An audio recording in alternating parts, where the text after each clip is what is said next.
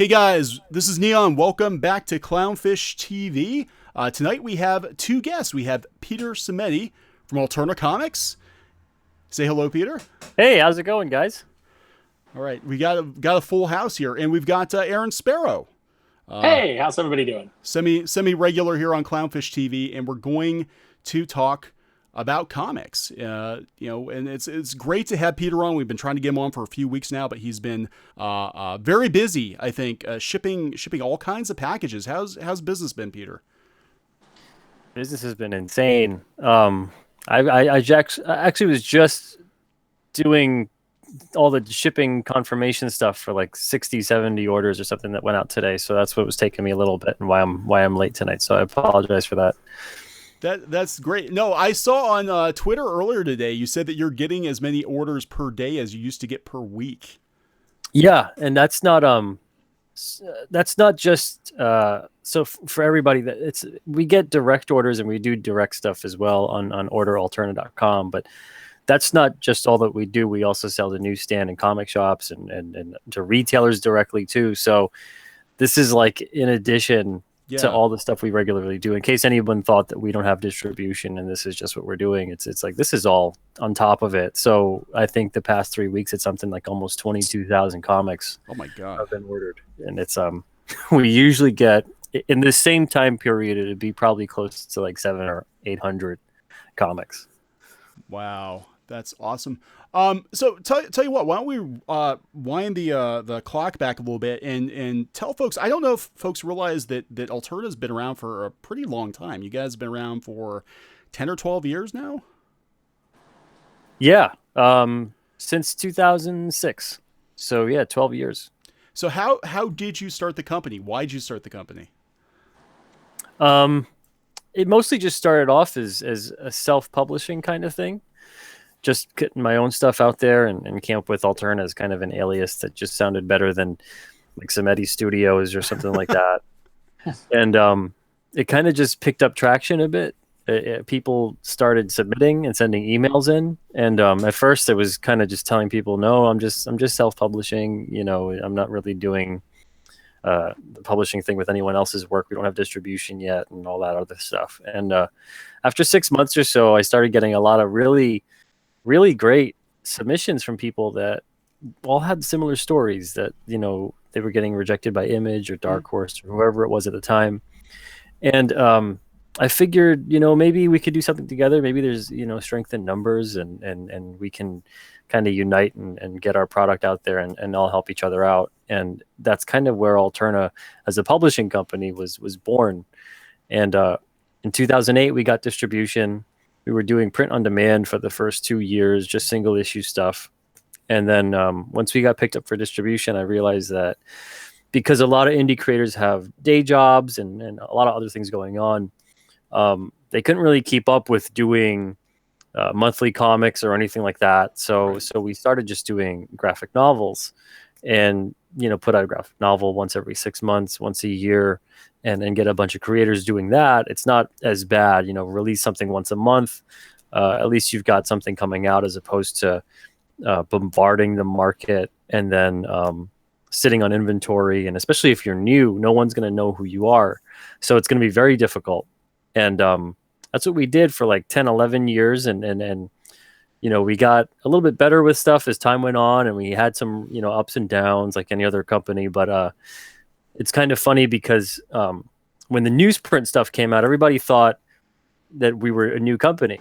And because they had never really heard of us because graphic novels don't get the same comic book exposure on the stands as a single issue. So a lot of people were really confused as to how is a new company doing so many kind of like established sort of things and having such a foothold already. And it's like, because we've been around for like 10, 11 years at that point. So that's we kind of did a lot of our trial and error for the first 10, 11 years. That's so one of those overnight successes that took a decade. Yeah. Happen, right? Yeah. Hey, the overnight decade-long success that we hear about all the time. Yeah, right. That's like a phrase, right? Like the 10-year overnight success. The first time that I I heard of you guys just to show you how bad comic book retailers are about marketing things to their customers. Is the first time I heard about it is when you started your newsprint initiative, which I thought was genius, because I was like, oh my gosh, like someone's actually trying to put out comics that are affordable and looking for ways to kind of like innovate, even though, to some people they'd be like, oh, well, that's a step backwards because, we used to use newsprint and we don't anymore. I thought it was, an exceptional idea. And clearly now that you're shipping out so many orders, clearly people agree. Yeah.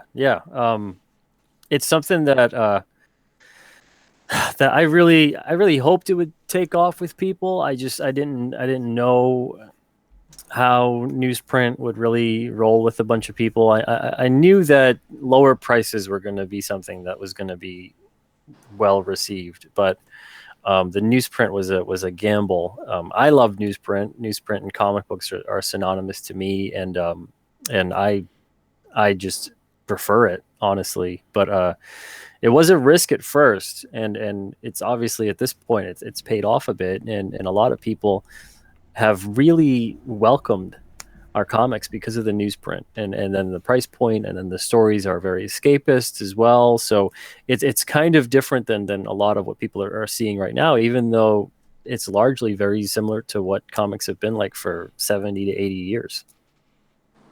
Yeah, I think it's great. I mean, it really caught my attention that you guys were kind of going back to the basics, because I mean, when I first started reading comics, obviously I used to go to the drugstore. I'd pick them up at the drugstore. I'd buy Marvel comics for us, dates me, but 65 cents I think they were when I first started buying comics. Mm-hmm. and that below $2 price point is really attractive when you're looking at $4, $5, $6, $8 Marvel and DC comics now. It's just it's really comics has become very cost prohibitive.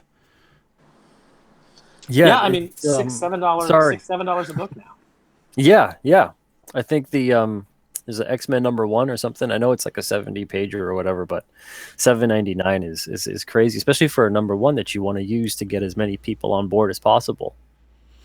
Yeah, I think Jim Lee's X-Men, if I remember, it was like $3 back in the early 90s, and it was thick. It was like really thick. It had like a gatefold cover, and maybe my memory is a bit foggy, but oh yeah, the #1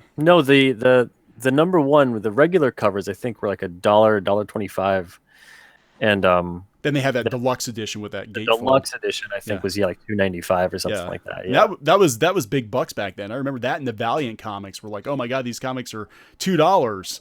That's like way too much money for a comic book. And now it's, forget about it. I mean, there's definitely some strategy behind that in terms of the way a company would think to put out their product, to have it so similarly priced to a graphic novel. I think at this point, if we can't see that the writing's on the wall in terms of, they look at that and they go, okay, the #1 is going to be a high selling issue pretty much no matter what, not necessarily to customers, but to retailers.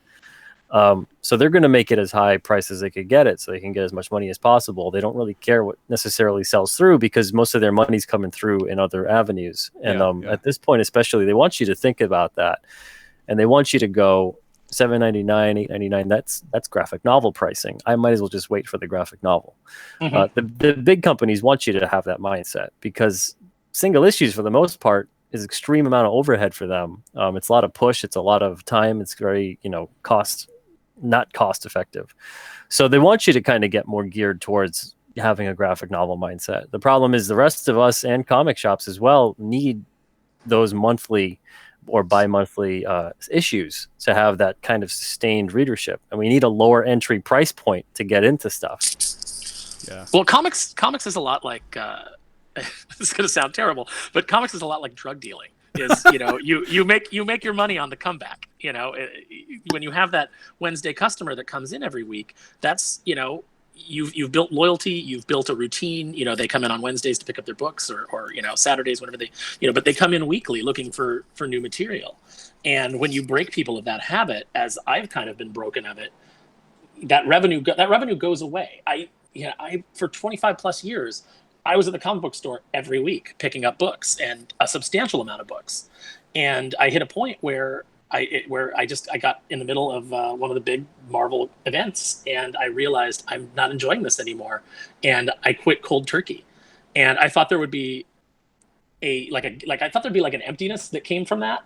But I was talking to a friend of mine, and I said, it's weird. I actually feel free, and the reason that I feel free is because I realized I was buying a lot of these books out of the routine and out of the hopes that, it's part of my collection, and I'm not enjoying it now, but it'll get better. And it was, I just, like I said, I felt completely free not having to do that weekly grind anymore. And now I still go down to the local toy and comic show every week, but mostly I'm buying toys, and then I'll pick up a few independent books here and there. But, nothing like what I was. Marvel broke me of the habit. Awesome. Yeah, it's really, really tough to have that habit, especially, as a publisher, I'm thinking I want everybody to be able to read our entire line. I don't expect everyone to read our entire line, but I want to make it so that in any given month, someone can purchase every book that we have out. And if you're Marvel or you're DC and you're putting out hundreds of titles a month, and you expect someone to be able to purchase that and not only read it, but enjoy it and feel glad about that purchase and like they're getting a really great value, it's going to be a very difficult proposition for them. And that's kind of something that, as a publishing company, they would want to think about that. But again, the large amount of their money is not made from publishing comics. Right. Are you now, Peter? Are you still going to be publishing graphic novels and trades, or are you strictly newsprint from here on out? No, yeah, we're doing graphic novels and trades. We got maybe one or two that releases like every other month, every 3 months, something like that. But yeah, we still do a lot of graphic novels and trades. Okay, cool. So this is sort of a way to keep feeding Alterna in between those trades, those graphic novels, right? Yeah, I've found, especially, I guess we're in like a unique vantage point, because for doing just really graphic novels for 10 or 11 years, I saw a lot of how to market those in a way that you have to do it differently if you want to succeed, because the book trade is going to be a bigger purchase than comic shops. Mm-hmm. So what happens is that I noticed that a ton of our single issue readers didn't really read any of the graphic novels, because we had a lot of books that came out in single issue format on the first wave that they were already out for a while as graphic novels. Mm-hmm. And people purchased those, never heard of the graphic novel before, never seen it. The book that I had done, The Chair, it was really funny because of the fact that the feedback I'd get for almost 10 years on the book was after someone had read the whole graphic novel, mm-hmm. as opposed to when it came out in single issue format. People would be reading an issue and then waiting between issues, and they'd be talking about their theories about what's going on. They'd have different, kind of sort of like a different anticipation feel, and be coming to me like that with, is this going to happen? Is this going to happen? And it's something I didn't anticipate because of the fact that we just did graphic novels for so long. And I noticed that it's sort of like that Venn diagram kind of thing, where there's a little bit of that spillover, but largely it's graphic novel readers and then single issue readers. And the graphic novel market right now is extremely flooded, and all publishers are kind of gearing things towards that. And because of that, we're going to see a plateau and eventually a complete dip in graphic novel sales. So the single issue stuff that we're doing, especially at the more affordable price level, that was kind of to counteract what's going to occur in about maybe 3 years or so. Personally, Peter, I think it's, now the missus and I, we were actually agented folks pitching graphic novels. And it seems like the decline's already happening, at least on the publisher end. They're not picking up as many graphic novels as they used to, but it seems like a lot of these, projects take 2 or 3 years to get the market. But, like a publisher like Scholastic, they might only do 4 or 5 graphic novels a year. Yep. And same with like First Second and whatever, they've got their major releases. So yeah, I completely agree. And I think I saw last year, I think it was on Comics Beat, they said that the graphic novel market was down like 12% or something. It was really surprising for them. So I think you're right. I think it's just too much of a good thing. Like everybody was kind of banking on graphic novels, ignoring, even Marvel and DC to some extent, like ignoring those single issue sales maybe. Yeah, yeah, they definitely are. And the thing is that I know for us anyway, I like to see how much marketing we should really put into a graphic novel based on how the single issue sales were. And I know that's how comic shops for the most part as well. They see, how do we order, more of this based on what sold of that. So if you don't really have those single issue sales that are getting out there, it turns into just a complete crapshoot. And especially for comic shops where it's not returnable for the most part, Yeah. you're talking about a way higher priced item. So it's much more risk for them. And you don't know if you're going to get that return. So then they're going to order even more conservatively, and they're going to look at that number and they're going to go, well, this is the only thing we can do with it, because if we order a lot more of a graphic novel, let's say, even though it might be a better value because you get more story and all this other stuff, the fact that someone's going to walk in there and they're going to lay down 10 to 20 bucks on a graphic novel that they've never really heard of before, that's going to be a way harder sell. Yeah. I mean, the single issues are a hard enough sell as it is. Yeah, that's a really good point. I got to pop in here real quick. Nightbound92, thank you so much for the super chat. Didn't have to do that, but we do appreciate it. Nightbound says, as someone who wants to get into comics as a job, streams like this are super helpful. I'm glad we can help. I think it's always good to be able to talk to people making comics, so you know what to expect, right? So thank you. Yeah, yeah, it's great that there's so many people in here that are very curious and are interested in like the inside baseball aspect of this stuff. It's we could bore the wrong person to death. No, I think this is a good thing. Actually, it seems like our crew, for the most part, my wife and I have noticed that a lot of our followers actually want to make their own comics. They want to tell their own stories, whether it's comics or animation. So do you have any advice for people that want to break into comics in 2018? Yeah. If you're completely new to comics, make sure that your fundamentals and your basics are intact. I see a lot of people that submit, and I look at it immediately, especially the art, and I go, this is someone who started drawing because they wanted to draw comics. This isn't someone who's been drawing, someone who understands fundamentals and basics and all that other stuff. You're able to tell real easy that it's not just, okay, you got to, tweak your panel compositions. I wish I could offer a critique like that. It's a lot of stuff. Like you got to work on, the way you draw people, proportions, backgrounds, buildings, cars, that kind of stuff, like every single thing. So it makes it a lot harder to critique and offer solid advice when you're like, man, you got the passion and that's great, but don't be so eager to submit when you're not just ready yet. Because if anything, the worst thing that's going to happen for your career is, let's say that I just accept every submission that comes through the door, and your submission looks really bad. You're not ready yet. And I say, okay, well, here's a contract. Let's go with it. And now you're like, what do I do now? You're going to freak out. You're not going to know what to do. You're going to put out work that isn't the best representative of something that you might be able to do in 5 years from now. And it's going to burn an impression into people that you don't want to leave. So take that time, take the year, take the 2, fill notebooks of everything you can possibly think of, observe life, observe all kinds of different poses for people as well, conversational and action. And you just have to put the time. I mean, I know it sounds like, I wish I could give it's so easy. Just do this one thing. It's a large pain in the ass. You're going to put thousands of hours of your life into it, but you're going to improve and notice that improvement. And that's what's going to be solid. So take the time and do the work. Awesome. Hey, we have a question from Jeremy Lott. He says, Peter, what are your favorite graphic novels that you've published? The favorite ones I've published. Oh man, that's like Sophie's Choice. Yeah. Oh. Oh man. This is the part where we need Tom Holland to come in and explain the Sophie's Choice reference. Have you ever seen this really old movie called Sophie's Choice?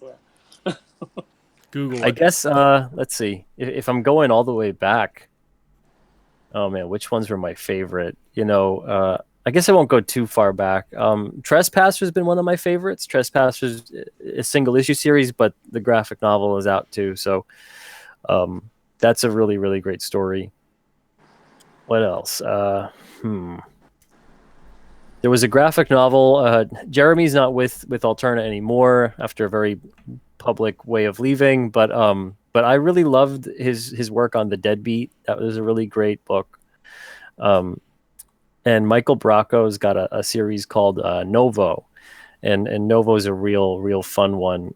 Very poignant, kind of like quantum leap meets like aliens and sci-fi and theories of life and philosophy and things like that. It's a pretty interesting series. We're going to have it on newsprint eventually in 2020, but that's a really great graphic novel series as well.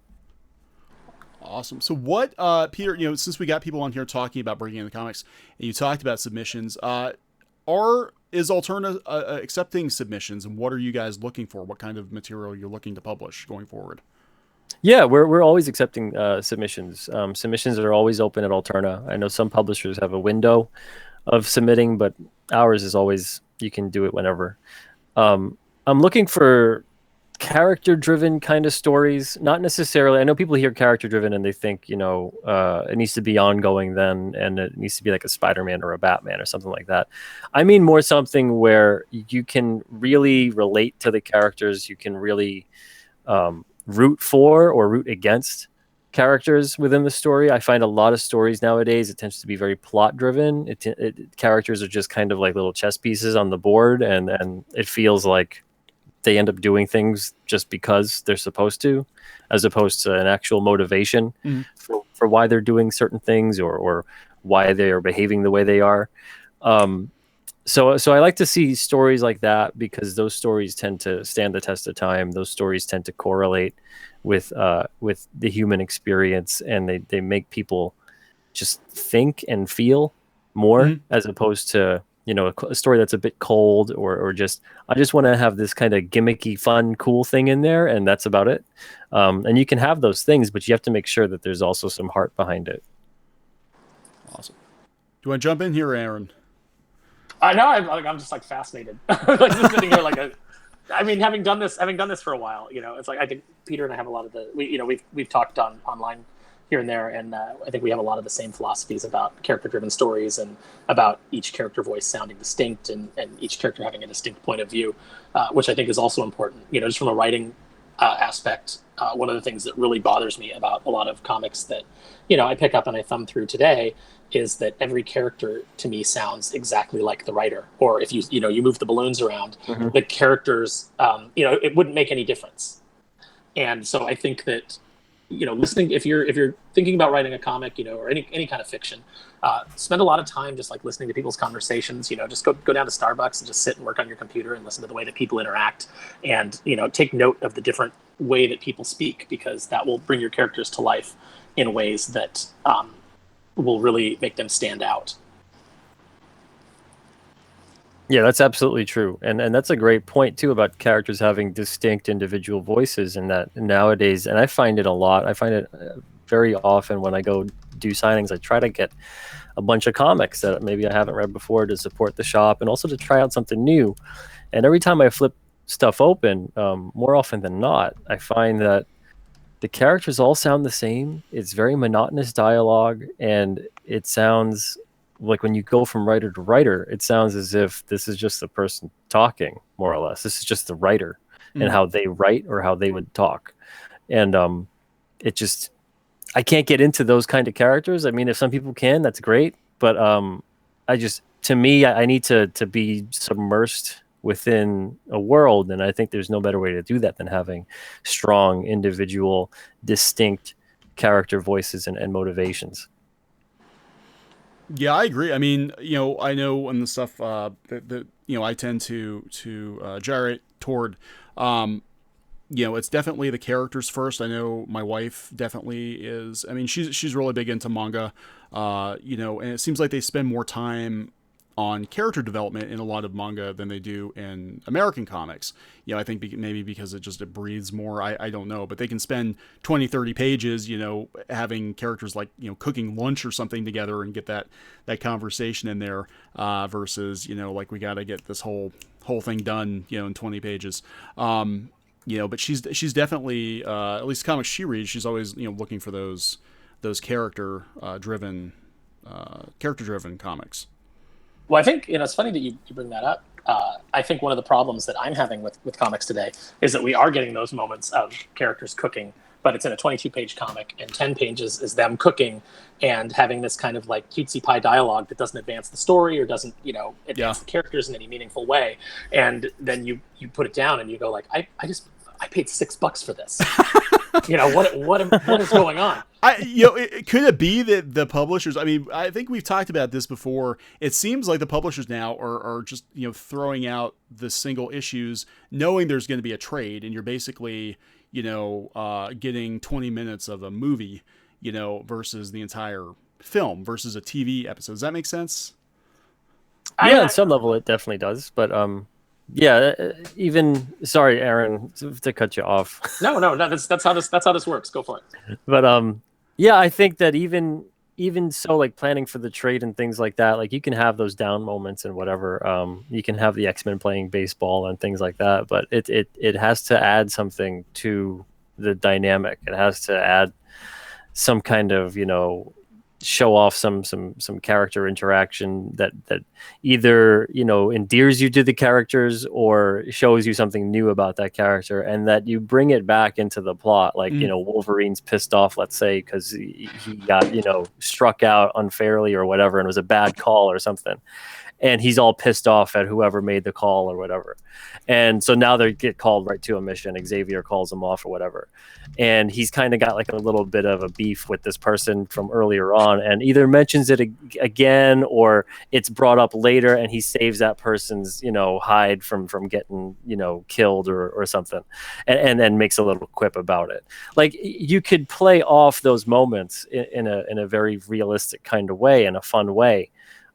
This stuff I find is very just like, you know, it's boring, monotonous, kind of just talking heads, and it feels more like it's because there's a lack of time that these creators are given to do anything else, or it's just lack of confidence to pull off maybe those kind of scenes that we used to see so often, where you would have those down moments, but you would also have the real big action kind of moments that are occurring later on. I think too, it probably stems from, like, you know, when you bring up the X-Men example of like playing baseball, you know, like Wolverine getting an unfair call and being pissed off about it. You know, usually that would be something that was multiplying tension he already had with the character in question that, you know, Claremont was going to resolve later or put, you know, work into the story later. It was just like another indicator of the things that were going on and churning beneath the surface. Yep. And I think that a lot of the writers today, I mean, I don't want to disparage anybody in particular, but just as a generalization, I think that Marvel's getting a lot of writers that are really cheap right now. So they're getting a lot of really young writers, and they don't have enough life experience. You know, they're kind of like writing from what they know, but they don't have enough life experience to really tell these kind of compelling stories or to make these characters, you know, really interesting. So they're just doing this slice of life thing where it's like, oh, I go to the coffee shop with my friends, so that's what I'll have these characters do. But it's not advancing the story in any way. It's just a moment that you could take out of the book and it would make literally no difference. It's 10 pages of filler to pad out the trade. Yep. Yeah, I got to jump in here, guys, real quick. Again, Nightbound92, thank you so much. I have to keep giving us money, Nightbound, but thank you. He says, really hope I can submit something to Alterna. I've been working on a project for almost 6 years, a long time, I know, but if I submit something I want to be good, what do you look for in submissions? Wow, that's fantastic. I hope to see it one day. As far as what I'm looking for in a submission, I'm just looking for you to tell the best story that you've got to tell. I don't look for trends. I don't look to follow what's hot right now, because the thing is, I'm planning out schedules a year or two in advance. So whatever's hot right now, I don't really care. It doesn't matter, because by the time your book gets published, that trend is long gone. It's not hot anymore. I find that there's too much chasing of trends within comic publishing. Everyone's striving to be super topical all the time, and we're losing timeless classic stories because of that, because everyone's trying to be like real current and real, buzzworthy and edgy. And I just look for real solid stories that are going to last, 5, 10, 20, 30 years from now. Cool. So where could Nightbound, if Nightbound wanted to submit, do you have a submissions link on the Alterna website? Yeah, yep. We Okay. have a submissions link on there, and also there's submissions for the short stories on. It came out on a Wednesday too. Awesome. So can we switch gears and talk about Alternaween, Peter? What is Alternaween and how did it come about? Yeah, Alternaween. I've actually got one of our treat bags here. Alternaween is about using our comic books as trick or treats. The whole thing came about because a couple of our readers last year were using our comics that are very affordable. They're $1 to $1.99. Most of them are $1.50. They were using a lot of our old ages books as trick or treats, buying them up from comic shops or just ordering direct from us, and they would basically just post up pictures of this is what we're putting out for Halloween, and they would have our comics there. And it kind of inspired me to do something like that on a larger level with any of the overstock we had or anything like that was all ages or teen appropriate. There's no mature rated. I know that's what stinks too about some of it, is that a lot of our horror titles are mature rated. There's language, there's very strong themes that aren't appropriate necessarily for a trick-or-treater, especially a kid. But you can purchase those as well. The thing is that the assorted all ages bundle that we have is 50 comics. So you can get these 50 comics to use as trick or treats or to donate to a library or a children's hospital or a school, which is what some people are doing as well. You can get 50 of them for $30. And the shipping is free if you live in the US. It's costly if you live outside the US because unfortunately international shipping is so much. But it's something that you can do that's real fun for kids on Halloween.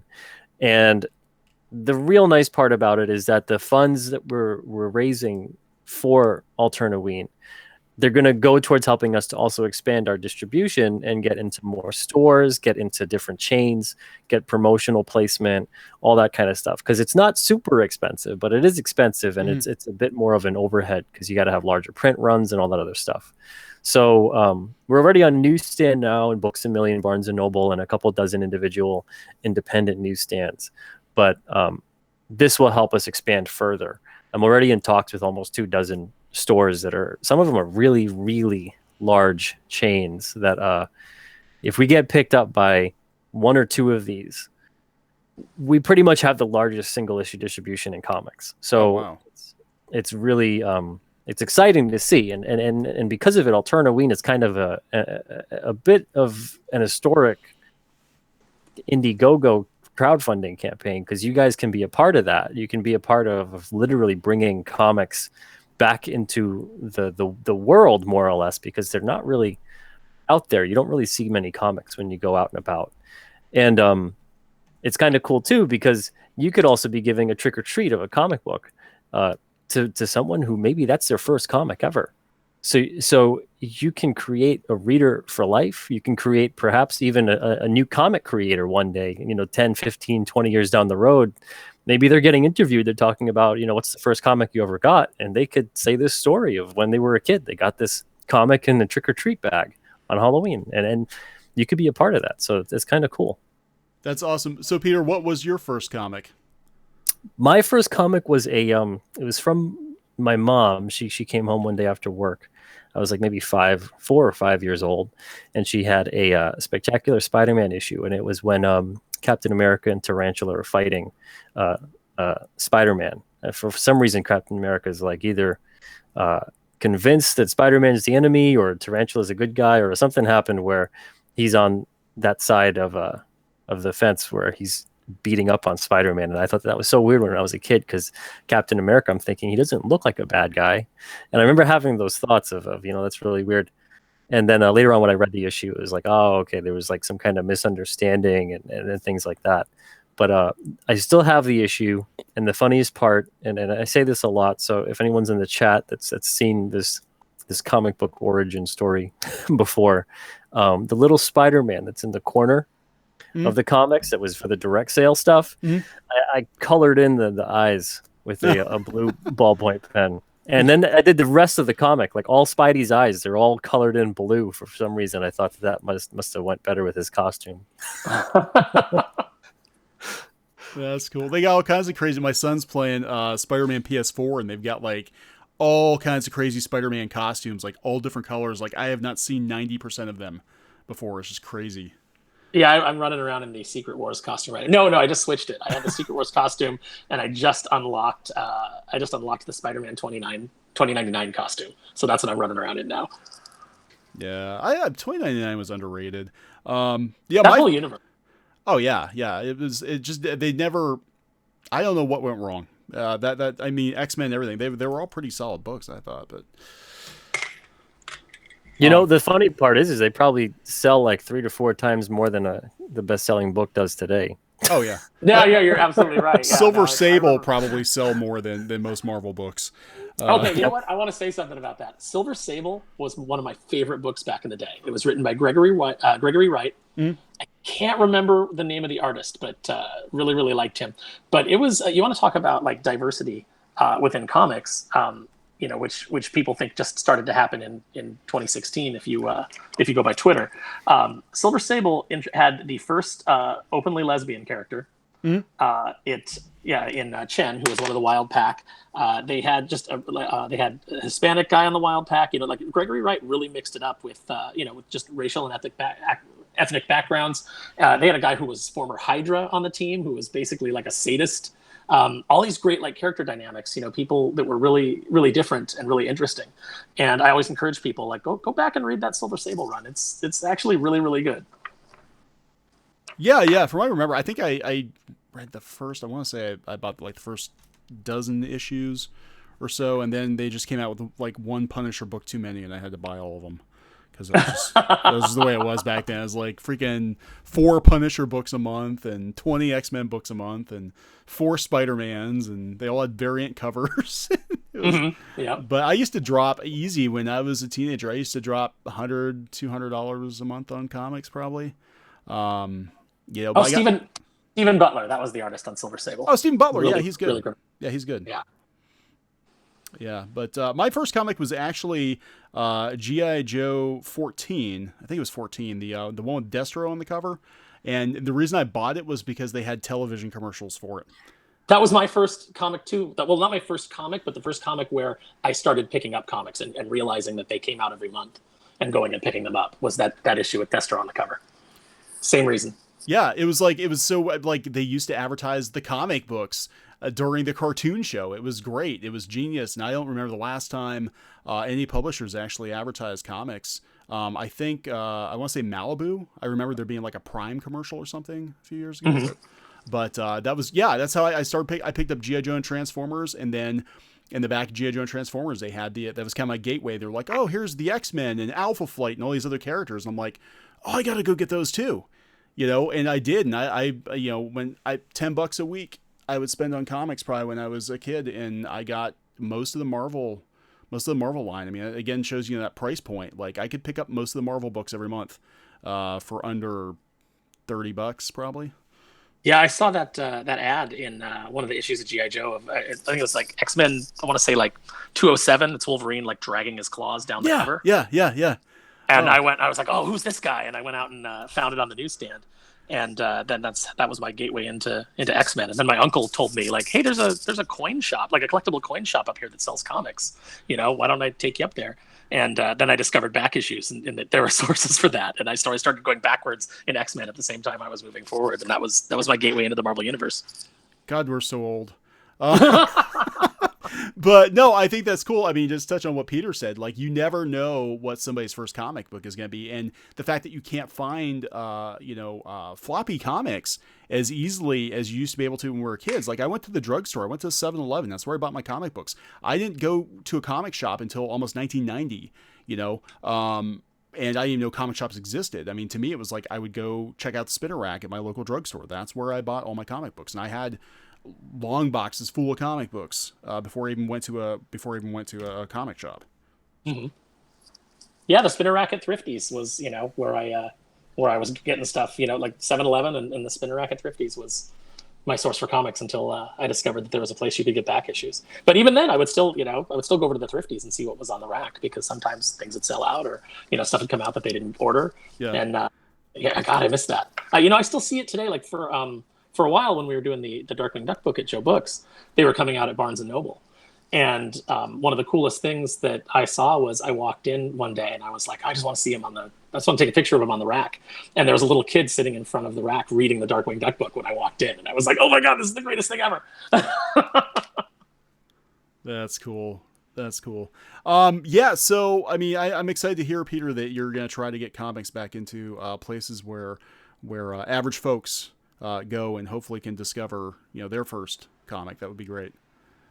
Yeah, it's something that we're a little too passive in the comic industry in terms of business wise. We kind of do the whole Field of Dreams thing. We build it, we make the comic, we put it out there, and then we think, okay, people will come, people are going to find it, and we got to stop doing that. And I think indies we're all relying too much on Marvel and DC to do the big work for us, to do the whole thing of like, well, they know about the movies, so they'll come to the comic shop. And the movies don't do a whole hell of a lot to move even Marvel and DC books. They're definitely not going to do a whole hell of a lot to move an indie book. So while, all that stuff helps, it's also good to be, your own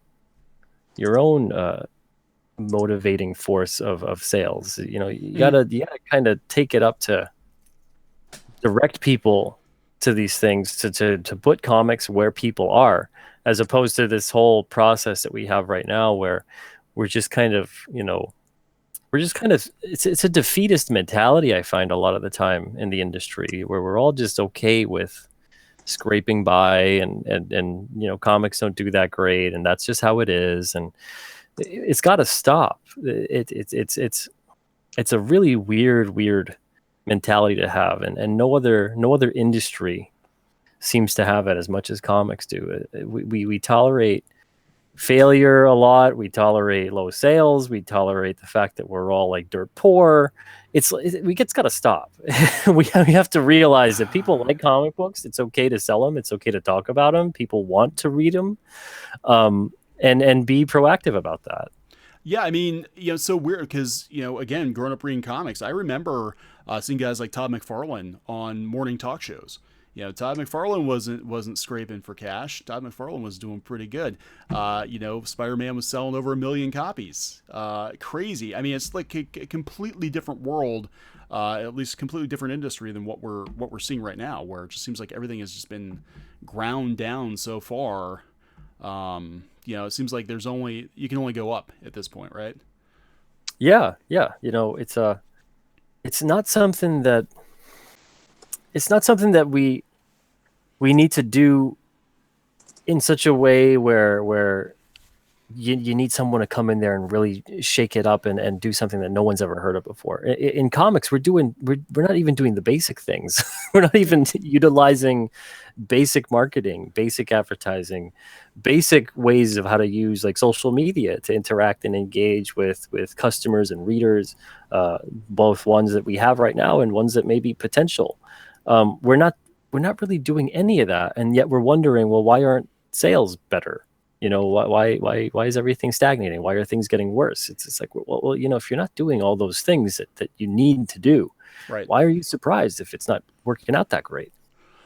Do you think it comes down now? There has been more of a focus, I think, on creators sort of carrying the brunt of the marketing. I think, at least in indie circles. Do you think that maybe some creators are relying, too much on publishers to market their books? They should be out there themselves promoting, or do you think maybe the publishers just need to be promoting the books more? Because I've seen the argument both ways. That sometimes people are like, why is so and so begging for sales on a book? Can't Marvel pay pay a PR person to do that?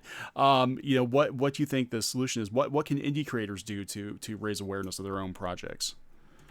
Well, I think that if you're gonna have a book that's a Marvel and DC book, they definitely, and DC does this a lot better than Marvel, they definitely need to be the ones that push the book harder.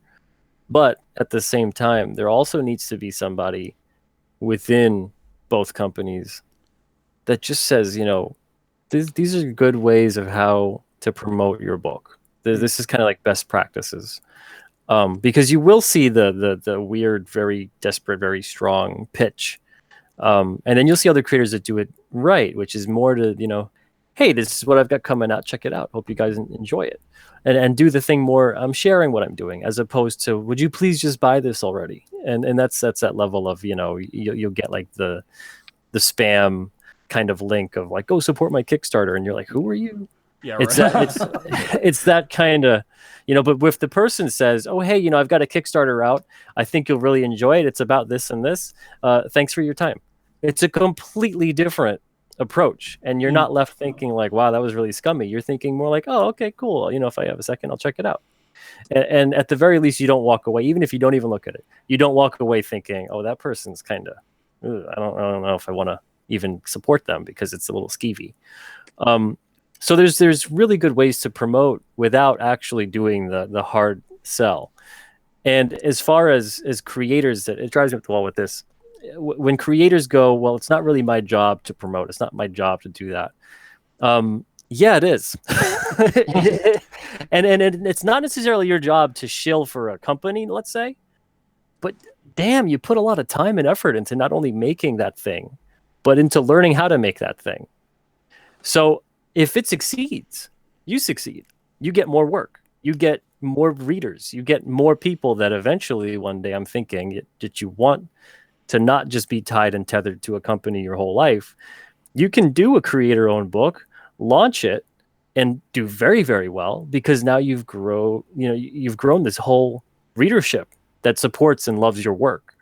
So you don't have to be tethered to, well, Marvel and DC give me a job this time. And you'd think that creators would get that at this point, that it's to their benefit to make sure that people understand what they create, that it's good, that they care about it, and that they want to share it with other people, and that they want to give their thanks to when those people do spend their money and time enjoying something that they've made. It's not like forcing someone to do something and shill something that they don't want to do.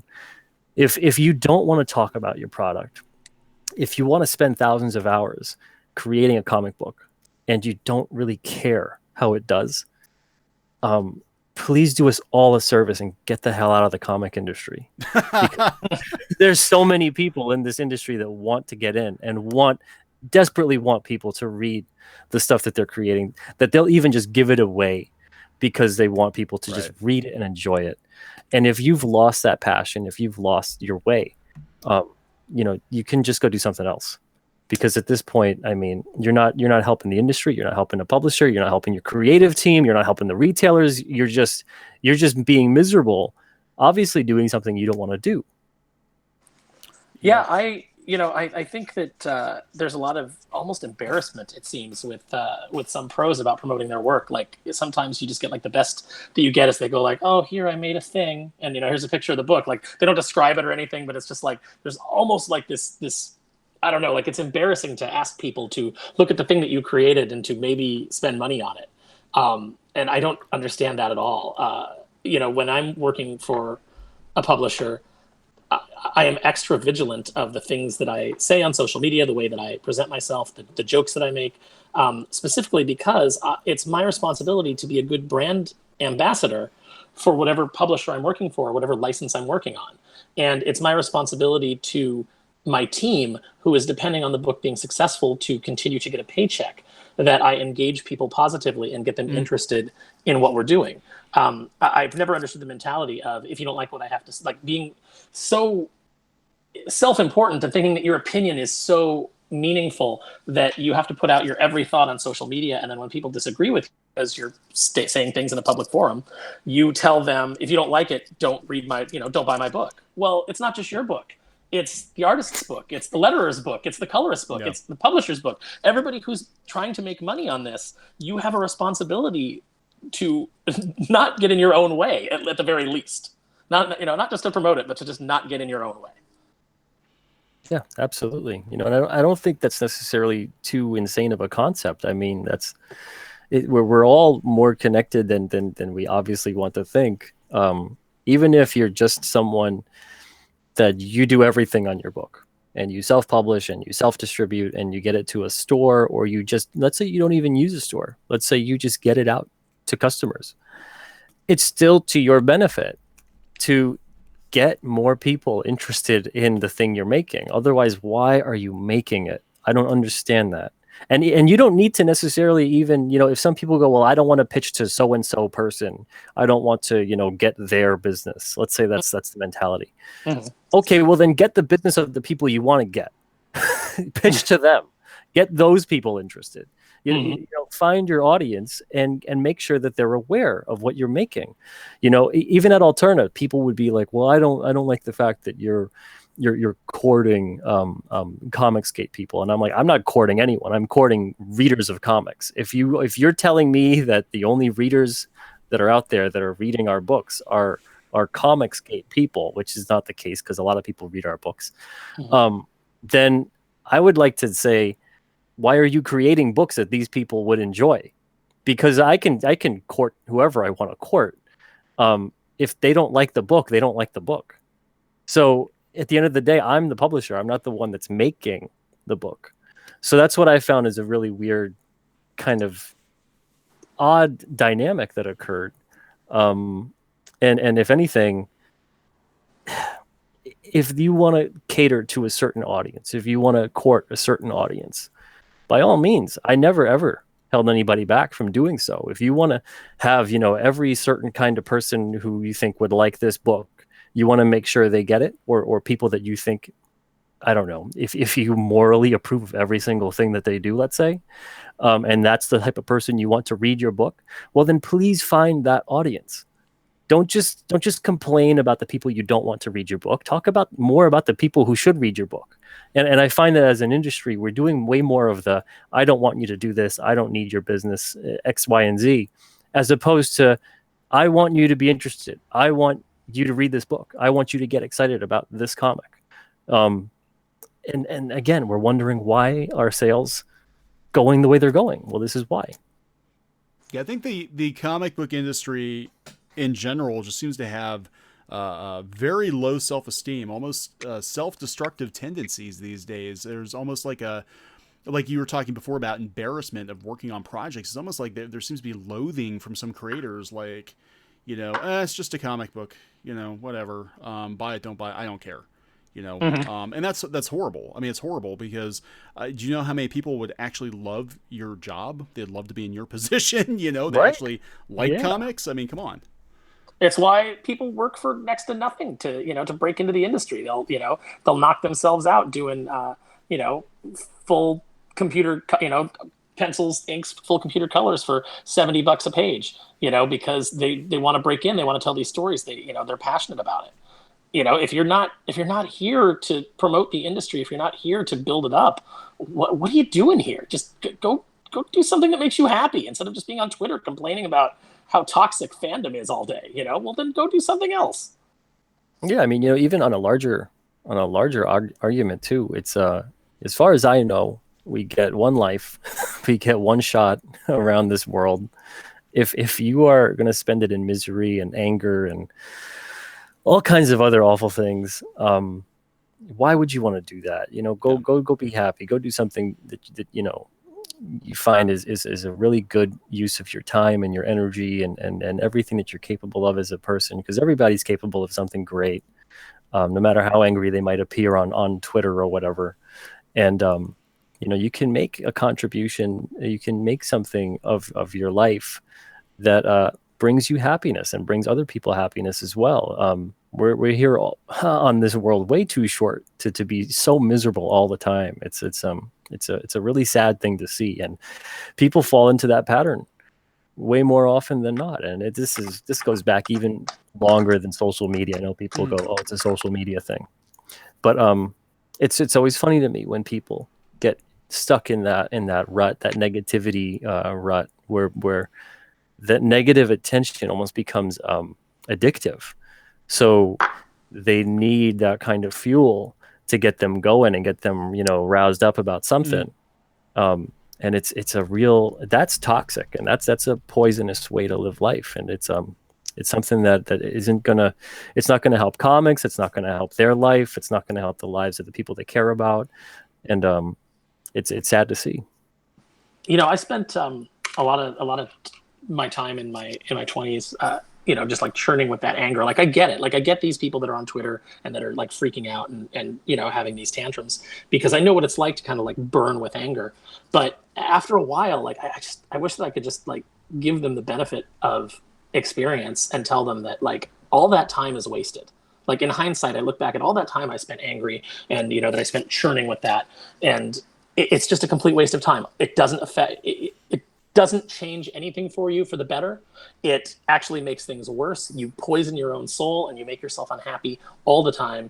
And you have to realize it, and you have to break free of it.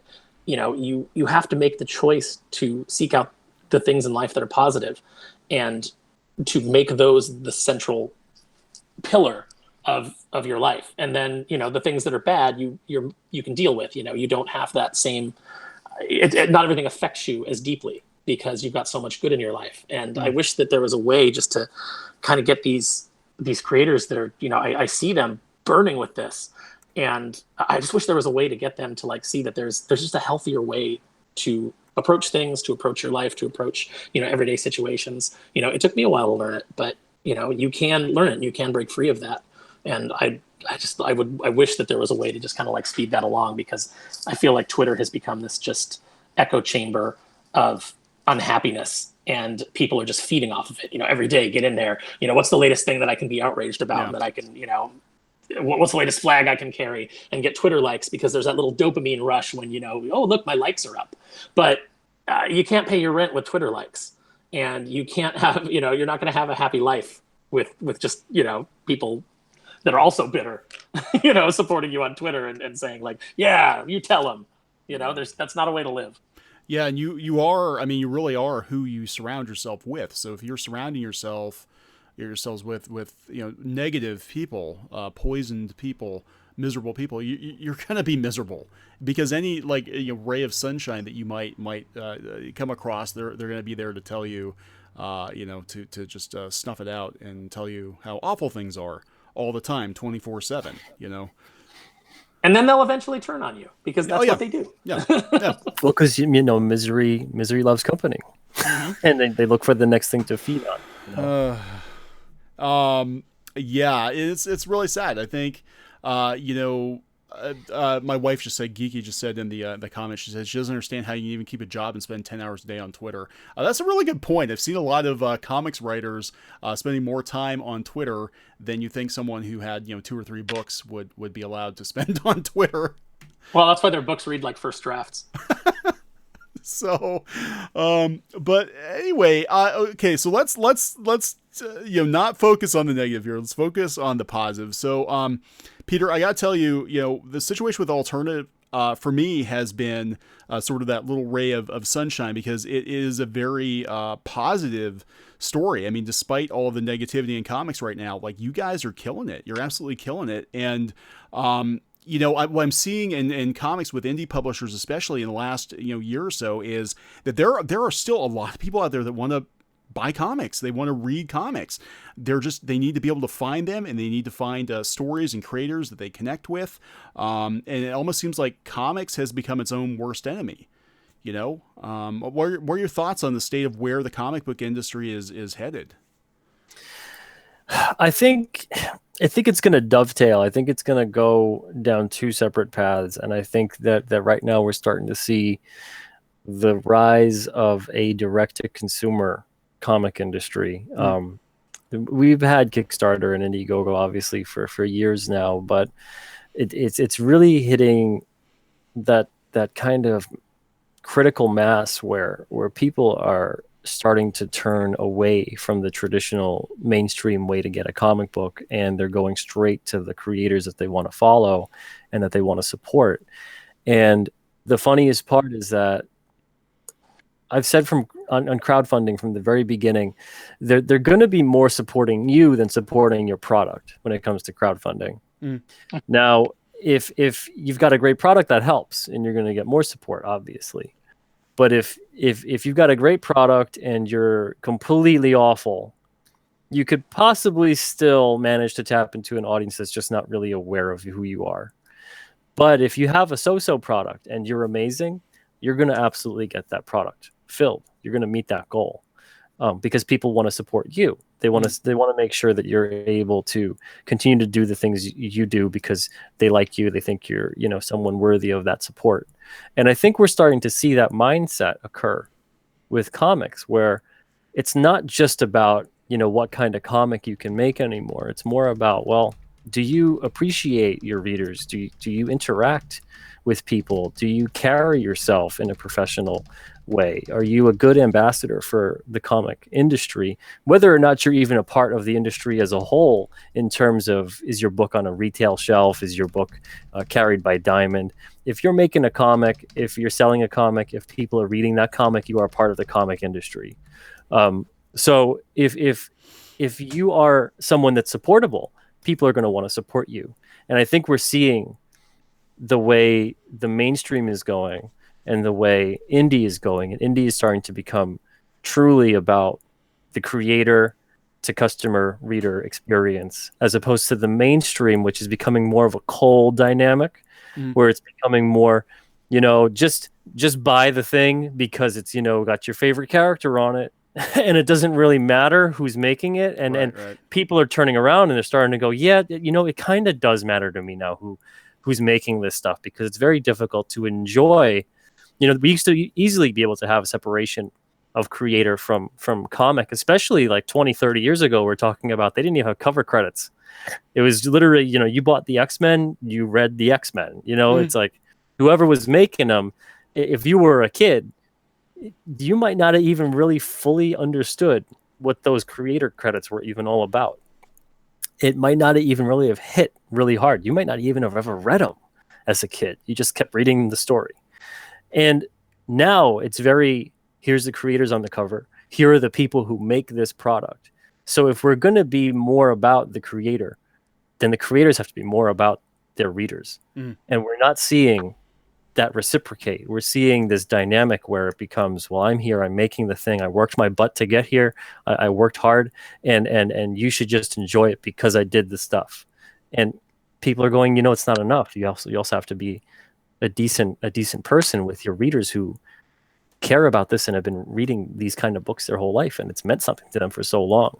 So with indie, though, you're seeing that spillover not occur necessarily, because these are characters that they don't have ties to for decades. So they just look at it and they go, oh, okay, you seem like a decent person. The book looks pretty good. I'll give it a shot. And they just take the story and they go, oh, I enjoy that story. I think I'll continue reading that. I like supporting this company, this person, so-and-so. And we're starting to see that really, really spin out into two different directions. Yeah, that's really interesting. So where... now with this focus on direct to consumer, where do you see comic shops? What role are they going to play in this? Do you think, in your opinion? I mean, obviously we don't know for sure, but I think as long as these creators that are starting to have a lot of success individually, as long as they do something to get that cost of product down, so it's a sellable product at retail, they can work out terms, they can perhaps either get distribution or do their own micro distribution, even if it's to like 100 shops, 30 shops, whatever it may be. As long as they can do that, I think the shops will still be fine. I think if we have a situation where the indie movement that's rising up the way it is, and how the industry's dovetailing, if that side of it that begins to rise completely ignores comic shops, I think the situation is going to just get worse for shops, because it's going to become harder and harder to get readers into those stores to support these titles. So that's why at Alterna, I'm always very, very focused on comic shops in particular. Even our newsstand books are geared towards getting people then to the comic shops, because we have comic shop directory on the back of every comic. Right. For those that don't know what an Alterna comic looks like, so we got a cover here. It's a glossy because the light shines on it, and then the interior is newsprint. Now this one's black and white. Most of our comics are in full color. Let me see if I got one here. This one's not entirely in full color, but there's still color. So on the back of every single issue, we have the comic shop directory, lists all the comic shops across the world where the customers or the shop has reached out to us to say, I found your comics here, or we carry your comics. So then we list them in the back. So those issues go out to newsstands as well. So people can read the back and go, oh, look at that. There's comic shops in my state. Let me see if any one of these is close to me. We don't see that same spillover occurring at a lot of other companies where they're really directing people to comic shops. And I think that if, I don't want to tell people what to post, what not to post or anything like that, but I would love to see some of the big pros out there, the big publishers, really just give some shout outs every now and then to going to their local comic shop, or a specific shout out to a specific shop. That kind of stuff would be great. That stuff would do, something awesome for the community and for these shops that also have been pretty much dedicating their whole lives to trying to make sure that the work that people create gets a place to be seen and sold. Yeah, no, that's the problem we have actually is we don't have any comic shops anymore. The closest comic shop for us is 45 minutes from here. Just in the last couple of years, we've lost so many shops. And I know you've been dealing with that too, because you were the one who posted that you lost, was it 15 and in a month? Yeah, and later on when I was all done with the list, and 2-3 weeks have passed by after that, it was like 23 to 24 shops. Oh my god. So it's something, it's something like over 100 shops at this point in the past 18 months. That's crazy. That's crazy. You think oh, go ahead, Aaron. I was going to say, do you think that we need to kind of break the distribution model that's currently in place with Diamond having the sole control over distribution? And the reason that I ask this is because in addition to shops going under, I know of a lot of shops that they haven't gone under. They've just switched to being pop culture stores, and they have completely abandoned new comics. They still sell back issues and they still buy back issue collections, but they've completely abandoned getting comics from Diamond. And the ones that I've talked to have said that the reason that they stopped was, not necessarily, sales were down, but they were like, that's fine. We can adjust sales on those new items because our inventory system tells us what sells and what doesn't. But the main problem is dealing with Diamond getting their order wrong, Diamond shipping them things that they didn't ask for, Diamond ignore, like my one friend's shop, he said, I could not get them to stop sending me things COD. They had my credit card on file and they kept sending me things COD, and it was incredibly expensive and I kept having to refuse it. They would send me a box that had like 2 Diamond catalogs in it and the rest of the box is just empty air. And it would be like, oh, I'm supposed to pay $17 for this and I'm not going to. So I'm just curious if you think that, there needs to be alternate ways to get these books into the hands of people, which seems to be something that you're working on with Books A Million and, Barnes & Noble and all the places that you're getting Alterna books out to. Yeah. Man, the thing is that as much as Diamond is a pain right now, not having Diamond around or using alternate distribution methods very abruptly would probably completely kill the comic industry. And the only reason for that is the fact that there's so many publishers, key publishers, that are exclusively tied into using Diamond for comic shop distribution. And there's also the fact that a lot of these stores just don't want to use other distribution. They don't want to have to deal with multiple avenues and multiple distributors and perhaps, getting direct from publisher, even if it means getting a bigger discount. Some of these stores just don't want to do that. It becomes, well, now we deal with 50 clients or whatever, as opposed to dealing with just the one. It's a very tricky situation. we deal with maybe 50 or 60 shops direct, and there's about, I'd say there's about 250 or so that order from us through Diamond. When it comes to US distribution, I could handle every single shop direct US wise. I'd probably have to start hiring some people to do shipments and stuff like that. But when it comes to international distribution, that's when it becomes a killer doing direct business, because international shipping costs are so high. We would pretty much not be able to get anything to Canada or England or wherever, because the shipping would be astronomical to the point that maybe they'd make like $3 on an order of like $100 of books.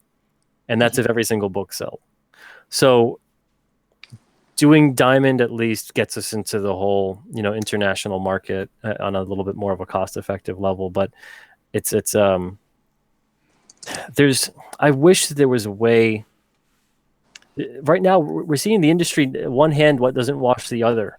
It's something where creators and publishers have their gripes, retailers have their gripes, distribution has their gripes. We all want to meet the common goal of selling more books to more people. And every single little facet, we all have our power to do something. And I wish there was a way for retailers and publishers to get to Diamond, to let them know about some of the things that need to be done. If Diamond alone was to just fix their reorder system, they can still have everything else the same. But if their reorder system was a little bit more time effective, a little bit more effective in general, because we've lost close to 9,000 comics of orders in the past 9 months. So, and I've talked to other publishers. This isn't just an Alterna problem. This is like a publisher problem across the board. This is a lot of money. It could potentially be millions of dollars in losses because of the fact that it's exponential. Because if someone can't get your book, they're going to find other means to do so, whether that's eBay, a convention, whatever. It's not going to be through the comic shop. And think about if we go to the store, let's say, and they're always sold out of something and they can never get something in, or they say they'll get something in, but they never do. And it's not their fault. Let's say it's the distribution's fault. You're going to start not asking anymore. You're going to start either going somewhere else to shop, or you're going to just stop completely. So it's that kind of thing alone would fix so many problems if they could just kind of get their reorder system straight. I had more than one retailer tell me that they would reorder Darkwing Duck because the early issues were selling out because they didn't know the demand and they didn't order enough. And there were plenty in stock at Diamond at the time, and they would reorder it, and then they would be sent IDW's Donald Duck. More than one retailer told me that. So yeah, Diamond's retailer system or reorder system is a complete joke, in my opinion, and in the opinion of many of the retailers that I talk to on a regular basis. So from the indie creator standpoint, because I know we looked at for our graphic novels, we looked at going through Diamond at one point, but considering we only put a book out once a year, it was a huge hurdle for us to get into Diamond. Now we did have some contacts there. They said they definitely would take it, but it didn't really seem like it would be worth the time for us, given that we don't publish very regularly. So, for these indie creators who are doing these Indiegogo campaigns, these Kickstarter campaigns, what would your recommendation be for them to distribute the books? Do you just sell to people directly online, or do you try to go through Diamond? Is there a third option that nobody's really thought about? Have some other independent publishers, creators gotten together and tried to come up with some sort of other distribution method? They could try to approach Diamond and see about if Diamond will distribute their product, but they could also just do the work of actually emailing the comic shops and getting in touch with them, and expect that maybe 15% or so of the shops you get in touch with are going to get back to you, just because they got a lot going on. They're inundated with everything else that's emails that get sent their way. They get so many. They could reach out to those stores. Let's say they get into 20, 30 stores. That's something to talk about. That's something to promote. That's something to, send people to those stores and to support that shop. And then that store starts to see sales maybe. And then they talk among other stores and they let them know, hey, everybody's talking about this book. You guys got to stock some copies. And then word of mouth grows in a positive way. I think if what's occurring right now in the industry, we can't keep going down the road where there's more and more division so that we just both keep going like this. We need to start looking at it and going, what is the long term? What's the end game here? Because if the end game is just personal success and things like that, and you don't really care, comic shops are not a part of the equation, that's possible and that's fine too for certain creators. But if the industry does have kind of a split in a way, we need the comic shops around, because otherwise we're going to be looking at these creators that they're not going to be wrapped up anymore in trying to create projects. They're going to be so overwhelmed with trying to fill these orders all the time, and constantly in promotion mode, and constantly in, you know, this kind of mindset that it's difficult to maintain, honestly. So it's something that it's great for the short term, but what's the long term? And if we could see people start to take that long term approach, I think we're going to start to see some real massive changes. And anyone who doesn't want to take part in that change necessarily, I think they're going to get left behind, because there is a better system to be had. There is a better way to be had. And as soon as we start going towards that, it's going to make things very glaringly obvious to everyone else that things don't have to be the way that they've been. I think that's a lot of the reason why we've been getting so much flack at Alterna, because for the longest time we're told comics have to be, you know, more and more expensive. They keep going up in price. They can't go back to newsprint because modern coloring can't be done on newsprint. Newsprint's not affordable. Newsprint's not cheaper. And, you know, creator owned and things like that are always going to be more expensive than a Marvel DC licensed comic and this and that. And we're doing everything opposite of that. And then we're also direct distributing to readers, customers, and now to retailers. So we're doing a lot of things that everyone has been saying for a long time now that you can't really do. And you can't really do well and effectively, and no one's going to partake in that. And I think people are starting to see, because I knew there was a lot of flack when we started the newsprint thing, and people were saying we're going to be done within 2017. We'll be out of business and not doing comics anymore and all this other stuff. And I saw it and I was like, yeah, okay, whatever. I've been hearing that we're going to go out of business every single year since we started. And so to see that we survived, and not only survived, but that we've had, I mean, up at this point now, our sales from like last year, it's like past a 1,500% gain from last year. And readership is up like 400% from last year. And last year, compared to 2016, sales were up like 700% and readership was up 250%. So we're talking about like sales past 2,000% from 2016 to 2018. So we're doing this based on properties no one knows about, mostly creators no one's ever heard of, and $1.50 comic books. If Marvel or DC was to do $1.50 comic books and do some quality stories on a $1.50 book, they might be looking at sales in you know, the low million range for a print run. But again, you know, that takes risk, that takes that level that those companies don't exist at anymore, because they're not masters of their own fate. They're owned by larger companies that are gonna look at that game plan and go, you want to sell comics for what now? Yeah. So, you know, even though it's like, well, is it working right now with what's going on? Because the answer would be no. But that's kind of what's been at play, is that we're not talking about a lot of these companies anymore that you know, are publishing companies. Like Marvel hasn't been a publishing company in like a decade. They're probably making more money on Spider-Man wrapping paper than they are on Spider-Man comic books. So when you're dealing with numbers like that, it becomes very easy to ignore a facet of the industry that's just a little bit more trouble than it's worth. Now, I wonder, does that go to Marvel's bottom line? The sales of like wrapping paper and Spider-Man underwear and things like that. Does that go to their bottom line, or does that go to Disney Consumer Products bottom line? Consumer Because, products. yeah, I would think so. Yeah. So it doesn't really factor into like Marvel's profits when they have their profit and loss reports. Yep. Yeah, and Marvel, as I understand it, don't they just roll the Marvel numbers in with the rest of Disney Publishing? So they kind of hide it. Like, we don't know what Marvel's actually selling, right? Yeah, that's what I've heard. Yep. Yep. Yeah.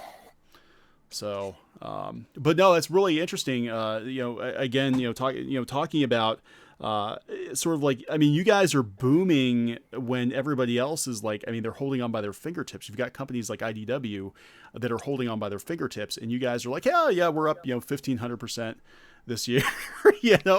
It's kind of crazy because and I do wonder if part of the pushback from other publishers, from creators, is sort of that, how dare they be successful when we're struggling. Yeah. Yeah. I think we're seeing a lot of that. I think it's that kind of cutthroat aspect in industries like this, and we're seeing some of that weird pushback because the whole debacle that's occurred over the past month, when I had some time to step away from it, it became real odd to see that there's other publishers and creators in the industry that were doing kind of the exact same things that I was doing, which was basically just thanking customers, but thanking ones in particular also that used hashtag move the needle. Now there's publishers like Vault or Aftershock or Dynamite that were also doing the same things. And, Vault Comics in particular, it was very interesting to me to see that, no one's giving them flack for any of it.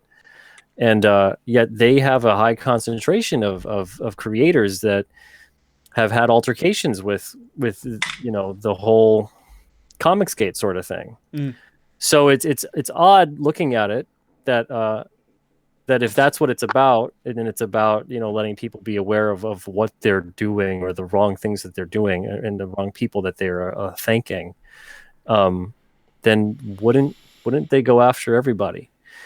So it seems very odd that it's been a targeted thing for months now, because this has been going back since like November of 2017. It almost seems like people were expecting us to be done by the end of the year. And when we started to not be done and we started to grow and we started to have success, it became, well, we got to make sure we put an end to that. And I can't really think of any other reason that makes actual logical sense to it. So if it's not an actual logical thing that's taking place, and it is just kind of a willy-nilly that someone has a problem with something, and it's a personal thing, let's say. On the other end of it, I mean, I get like 50 submissions a week pretty much. And that's a lot of submissions to reject. So I know that there's a lot of pissed off people out there that might have an axe to grind as well. I've had death threats for rejecting submissions. So Oh my God. I've had people really go off. Oh, geez. From people as stable and well-adjusted as comics professionals? Come on. So I've had people completely have meltdowns over like a short story in an anthology getting rejected. So it's nothing that I haven't really seen before. But on such a level at large as the way that it came out, it was really, looking back at it now, it's very interesting to see how it played out, because it's pretty weird. The whole thing is pretty weird. We did a video a couple of weeks ago, my wife and I, on disruption. And I really think that Alterna is part of a larger disruption going on in the comic book industry. We sort of watched something similar happen with webcomics back in the day. When webcomics came out, there was a lot of negativity from comics professionals, publishers, toward webcomics people. Webcomics people were amateur hour, yada, yada, yada. And then once they started doing Kickstarters, they started making hundreds of thousands of dollars on Kickstarter. They ramped up the hate, or they sort of bought these people out. They brought these people, into mainstream comics or something. Just my personal opinion is, I think that the comic book industry as a system it's being disrupted hard on multiple fronts, and it's sort of lashing out, at people who are trying to find another way, because it fries the circuits of people who've been trying the same thing over and over and over again, and they haven't been more successful. The industry's kind of ground down to nothing at this point. And God forbid anybody be successful making comics. It's about the art. It's about being miserable at home by yourself and just tweeting all day about your misery. It's not about actually being successful, making money, and doing well for yourself and doing well by your readers, right? I haven't hit the making money part yet, but I find that making comics is very joyful. Like I don't understand people who are miserable doing this. It's an amazing thing to be able to create and to be able to write these stories and work on these characters that I've been allowed to work on. It's such an honor. So I don't, if someone was like, hey, do you want to write Guardians of the Galaxy? I'd be like, hell yeah, I want to write Guardians of the Galaxy, and I'm going to have fun doing it. Why, I don't understand people who are miserable making comics. It's literally one of the best jobs in the world. Not financially, but, creatively. And it could be financially. It's just, for many people it is. It's just you have to treat it like the potential is there. It's all about having some confidence, along with, taking calculated risks. And just kind of putting, as corny as it sounds, just putting your best foot forward. It's sad to see. It's sad to see that the industry is the way it is. But we're doing something different, and I'm glad that we're having the success we're having, and not just for myself, because of the fact that we're creator owned. So I'm really glad at the fact that we're getting so many books in the hands of so many readers, and people are enjoying them. People are really seeing that there's something really great out there to be had. There's something positive. There's creators that love their readers, that love the stories they're making, that want to share these stories with people. And it's something that I think we need to see more of. And I'm glad that we have creators at Alterna right now that's the mindset that they're in. And that's a good one to be in, because otherwise we're not going to succeed. So, one thing someone in the chat asked earlier, and I forgot to ask you about it. But tell us a little bit about hashtag Team Comics. Oh, yeah. Hashtag Team Comics was essentially made as a neutral tag that anybody could get behind. People are going to probably find a way to still hate on that too, but it's going to look really weird to hate on the fact that comics, if you make them, if you read them, if you're in any way a part of enjoying comic books, you are a part of Team Comics. Feel free to use hashtag Team Comics when you talk about your favorite comics, creators, publishers, shops, whatever it may be. Or even if you're just making something, you're making, art for your comic, or you're looking for advice on something and you want to call upon Team Comics.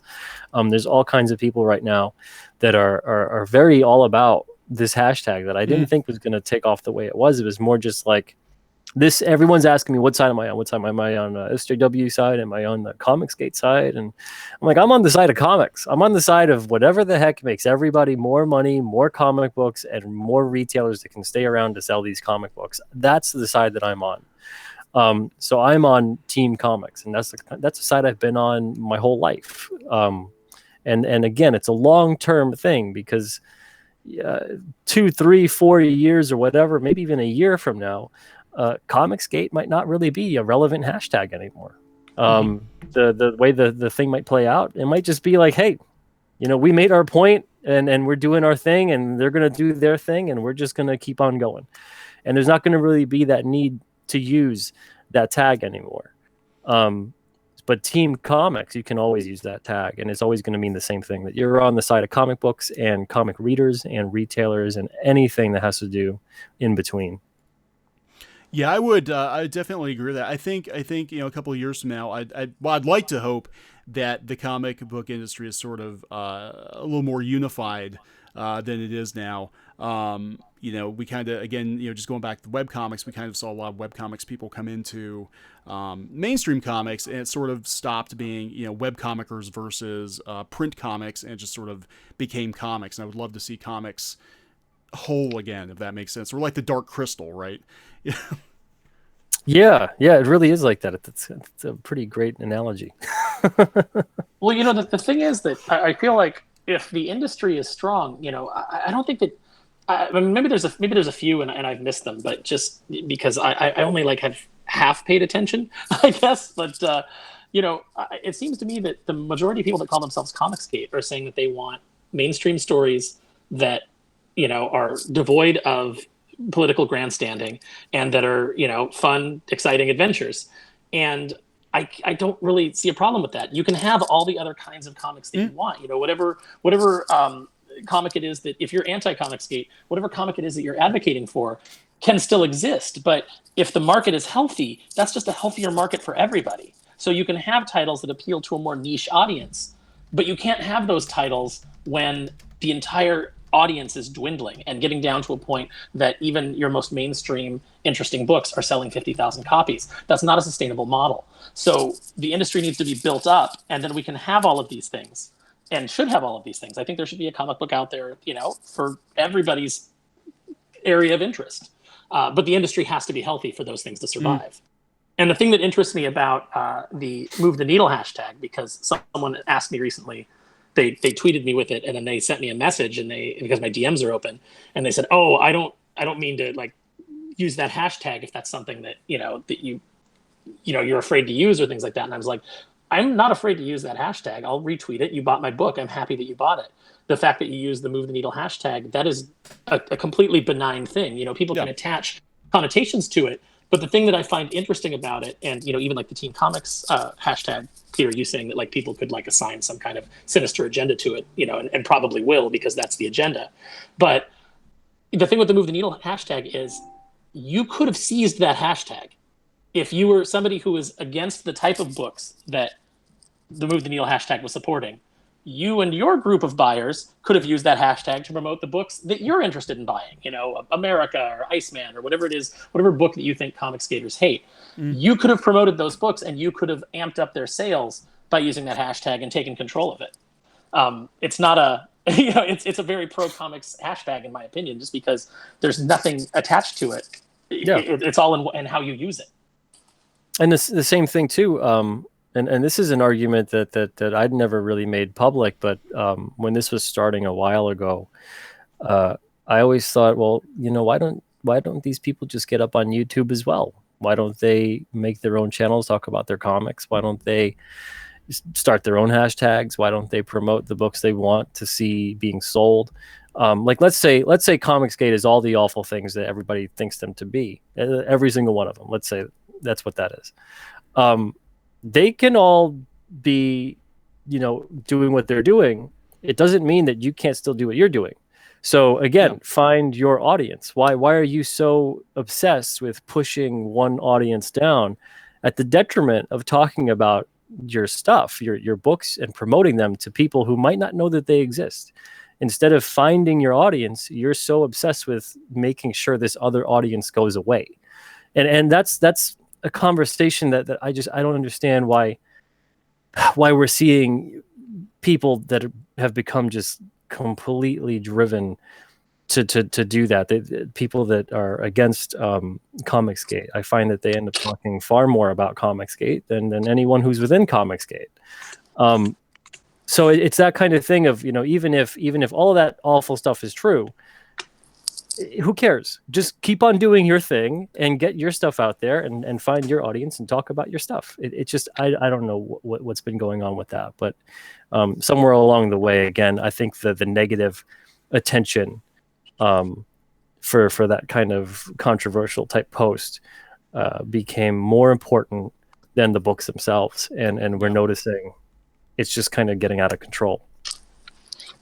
Yeah, I can see that. I mean, for me, to someone who's not, I guess, in what Neon has coined club comics, someone who's like kind of an outside freelancer that isn't involved in any of these like professional cliques or anything like that. It seems so bizarre to me. Attacking customers just seems so completely, just unsustainable. And I just can't believe that anybody. Well, we're chasing away the wrong customers. Okay. How Well, do you it's determine like that? It let's seems like you're bring in taking some of the right ones then, if that's the mindset, right? It's Yeah, yeah. yeah. and to Where's me the right expansion customers. audience? Yeah, and to me, the right customer, if anyone wants to even know, is anyone who wants to read a damn comic book that I'm making and publishing. That's the right customer. That anybody else is like, I don't think there's any other industry where I can think, you're not going to see Coca-Cola come out and be like, we only want the right people drinking this product. But in comics, it's such like a, show me your papers. Are you the person you claim to be? Are you a good person? It's very odd. It is so odd, and it's so unfortunate that this is the industry we're looking at. Well, and if you think comics fans are bad people, if you think your audience is bad people, the people buying your comics have odious opinions, that you don't hold to, you can write stories that are subtle and that still have your values in it, and hopefully teach the values to the people that you're trying to convince. There's subtle ways to do that. Beating people over the head doesn't work. I talk to all kinds of people on Twitter. Anybody can come and tweet at me. I follow people that I disagree with, because I want to know what their perspective is. I want to know what their arguments are, and because I always operate under the impression that I could be wrong. So if you can come to me with a cogent argument and some facts and show me that what I think is wrong, I will evaluate those and I will change my opinion. So I like to hear other people's opinions. I like to have a broad, range of people communicating with me. And hopefully if I run into people whose opinions I don't agree with, who I think, have or have lost the plot, I feel like by being nice to them and engaging in civil discussion with them, I stand a better chance of getting them to see my point.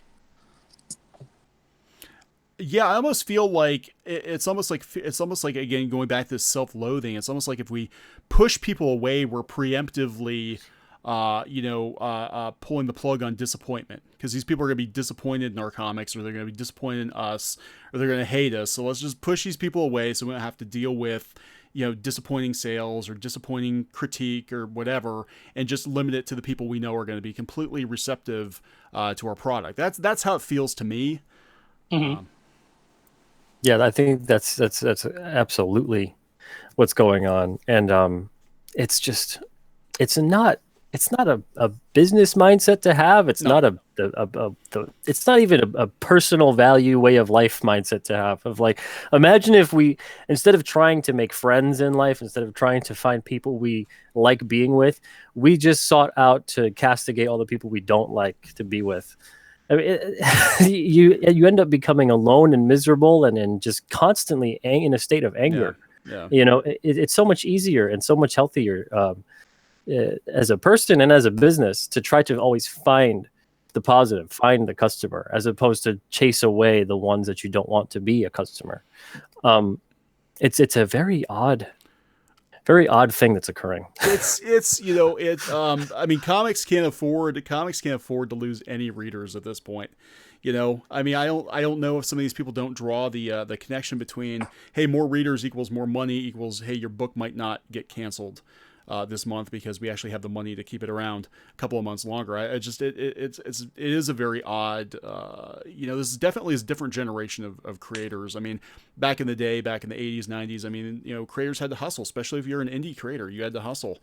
And I don't see that in a lot of newer creators. And I don't know if it's a cultural thing or what, but we talk about that extensively. It just seems like, you get a lot of the folks from Tumblr, and they're sort of like, living for those upvotes, those reblogs, not actually making the connection to, the business end of the comics industry. Like, your book has to sell X number of copies to stay afloat. You're not entitled to a job in comics. You have to sell books, Mm-hmm. Yeah, I think it's definitely. It definitely feels like some kind of larger mentality that's seeping into this new generation of creators in particular. And I say that, and I sound like I'm 1,000 years old. I'm only 34 years old. Look at all these look at the creators in their 50s. You've got creators in their 50s that are railing on like old men from their porch. They've never known the industry being grounded. I mean, you've got guys like Sienkiewicz who, like, you know, they created comics during the halcyon days. Like, he was making money hand over fist. He's got more than enough money. He can, you know, they've never had to. I don't think they've had to hustle as much, I think, as creators today. Maybe that's what I'm trying to say.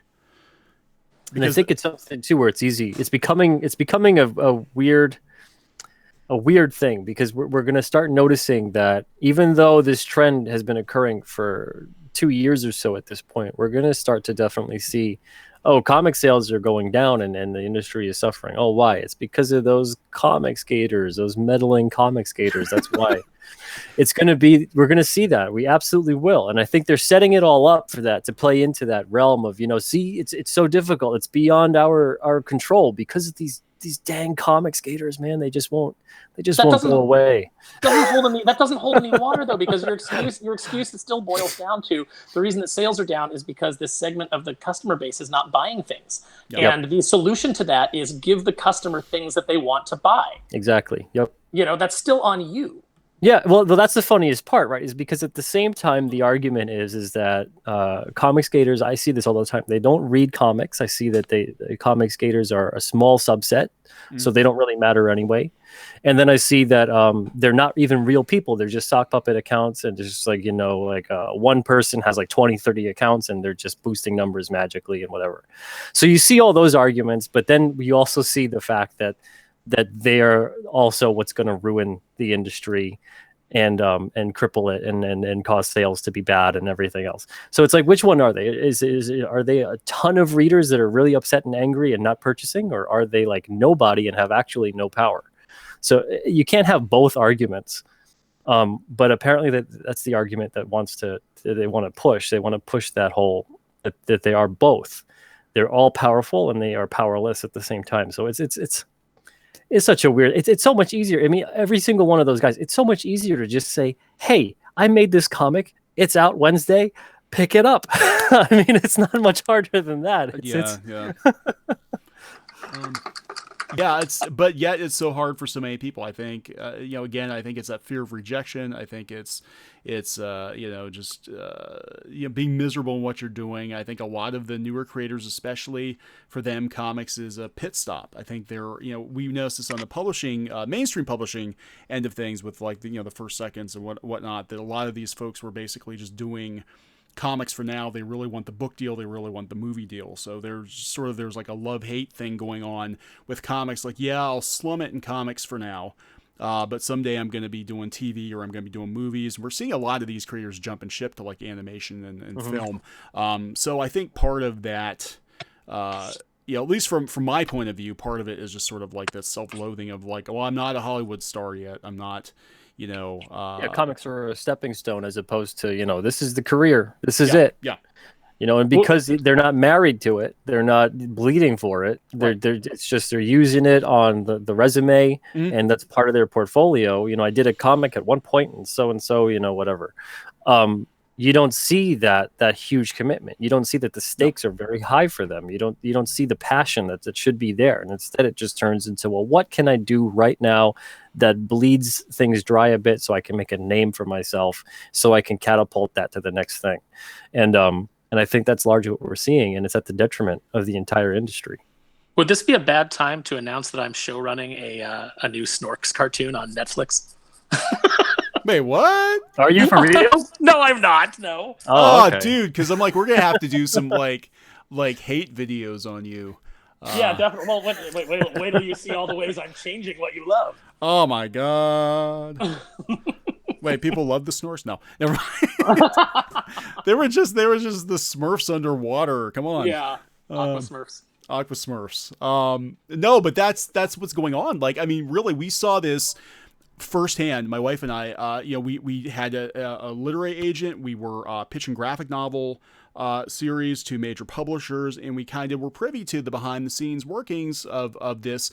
And it just seemed like so many of these people that were getting work in comics now, were, you know, especially the agented ones, they were basically just using it to pad that resume, to get that book deal, to get that TV deal, to get that movie deal, and they were just passing through in comics. Like they were carpetbaggers.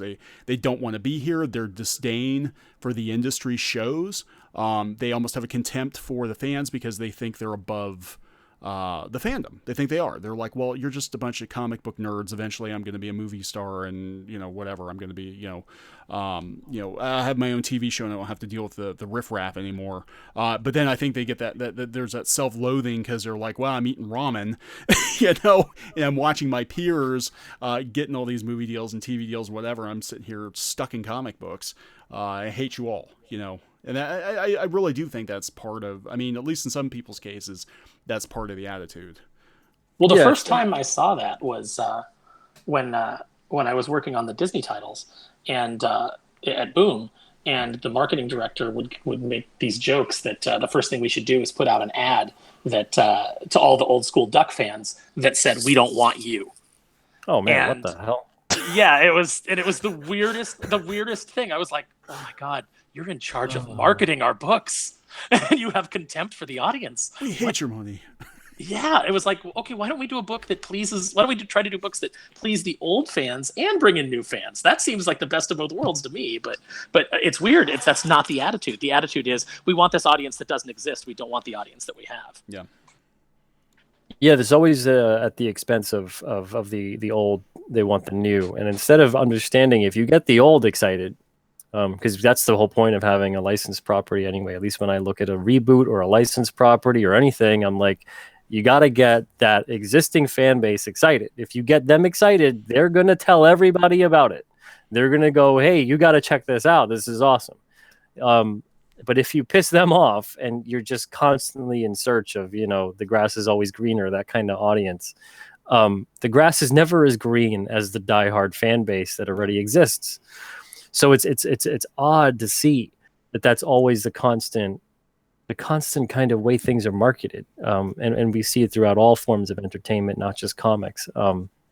It's frustrating, and it's something that, man, if I was one of these people that was responsible for these properties too, and I was looking at it and I said, this doesn't look like what we're agreeing to here. You're not doing anything at all with something that builds this legacy of this property, of this franchise. I would look at that and evaluate it and go, I don't want you to have this license anymore. We're gonna take that away. We're gonna close out the contract. We're not gonna renew it, whatever it may be.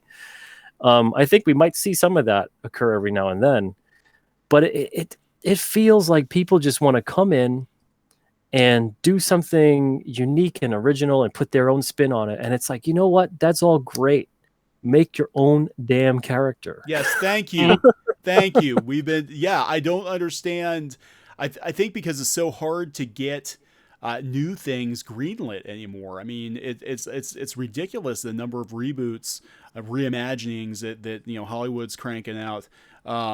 And I think people are just like, well, it's a safe bet. So I really want to do XYZ type story. So I'm going to take this existing property from 30 years ago and warp it into my own fanfic, versus making that new thing, because I can't get the millions of dollars approved to make my story. So I'm going to make this story my story, and the hell with the existing fan base. I'm in charge. Yeah, it's the perceived easy way out, Yeah. It's a safe bet. We're gonna change it in so that it's unrecognizable. Yeah. So what is the point of having the safe bet? Yeah, I don't understand that at all. I see that all the time when people say, "Oh, the reason they do that is because it's less risk." I'm like, it's insane risk. You might as well have just put out the original thing, because no one will have a preconceived notion to compare it with anything that they already love and care about. You're not going to piss anybody off. Yep. As long as the thing isn't like a 100% like analog or ripoff of whatever else.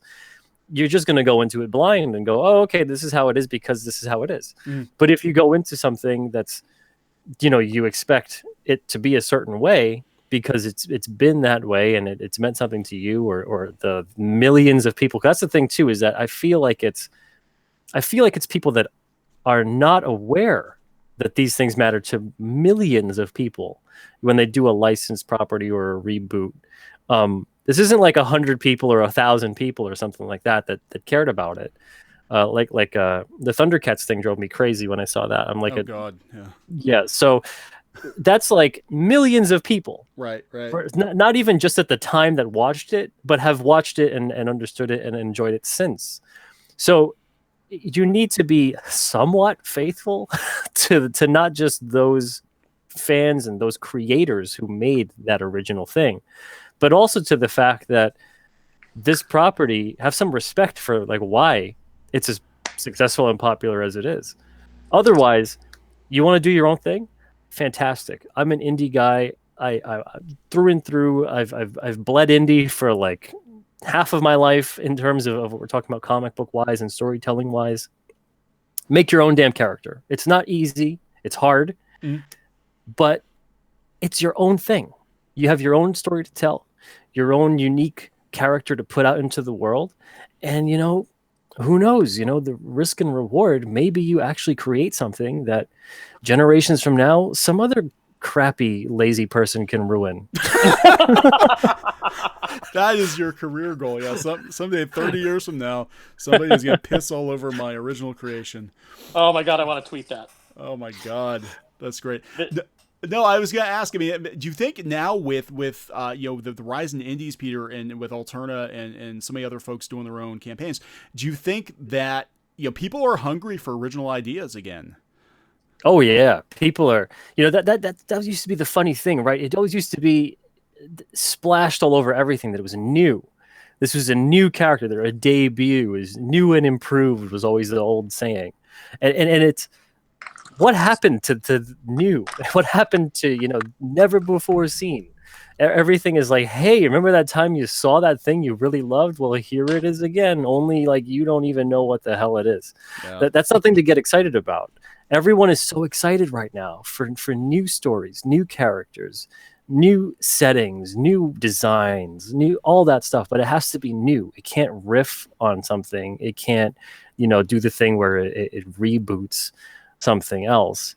It has to be something that's from the heart, something that someone created this because, you know, they put their time and effort and their soul into it. And I think that resonates a lot with people. They can see that. They can see when something's a cold kind of rip-off, knockoff, cash grab kind of thing, as opposed to when someone, even if it's inspired by something, when someone has put their time and their soul and their energy into it, and even if it's not as good quality-wise, let's say, even if it's not as good, people can see the heart, and that's what they're attracted to. It's like hearing like you know, modern day music where everyone's auto-tuned, as opposed to hearing, you know, like I'll just, first thing pops in my mind, I'll say like Nirvana or something. And you hear Kurt Cobain, and he's not like the greatest singer in the world, and he's not the greatest guitarist in the world, but you can hear his heart through that. You can hear his soul. You can hear that every song had a little bit of that bit of life that he gave to it. And a lot of singer-songwriters and bands and musicians and stuff have that as well.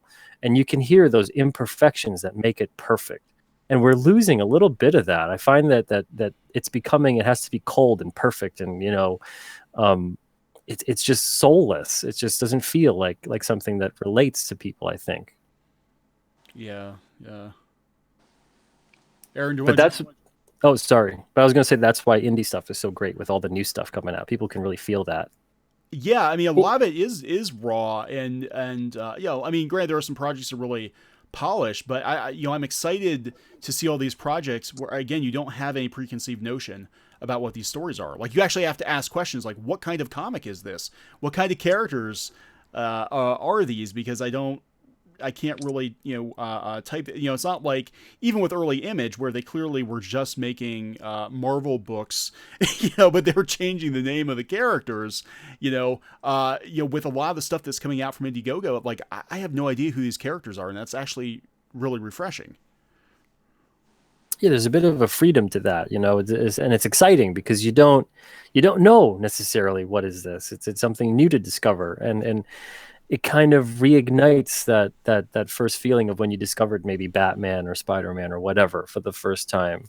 And that's the thing that's always funny to me. And whenever I talk to indie creators that are really, a lot of the time I'll get people that say, I put out this book a year ago. I don't want to keep talking about it. And I'm like, every day someone is discovering Batman, Beethoven, and pizza for the first time, there's no reason on earth they can't discover your comic. So that's why you should keep talking about it. And it's true. Every single day, someone for the first time, all these things that have been around to all of us for forever.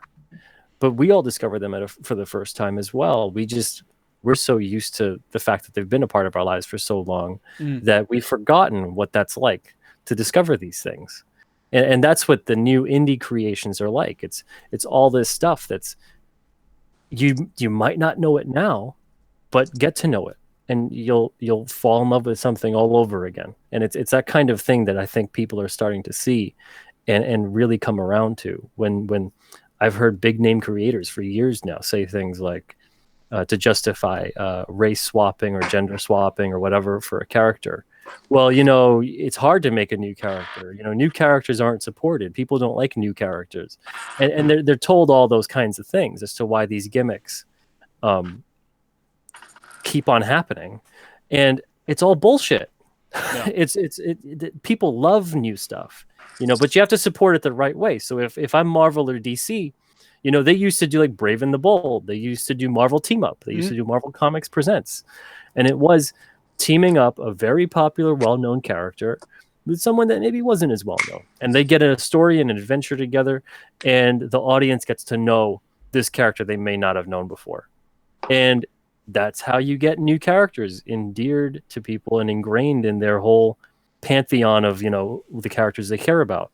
So the fact that they don't do stuff like that as much anymore, and they don't really work them in and make them believable, complex, and have their own kind of quirks as well, alongside a very popular character that can help them out and bring that audience and have that crossover appeal.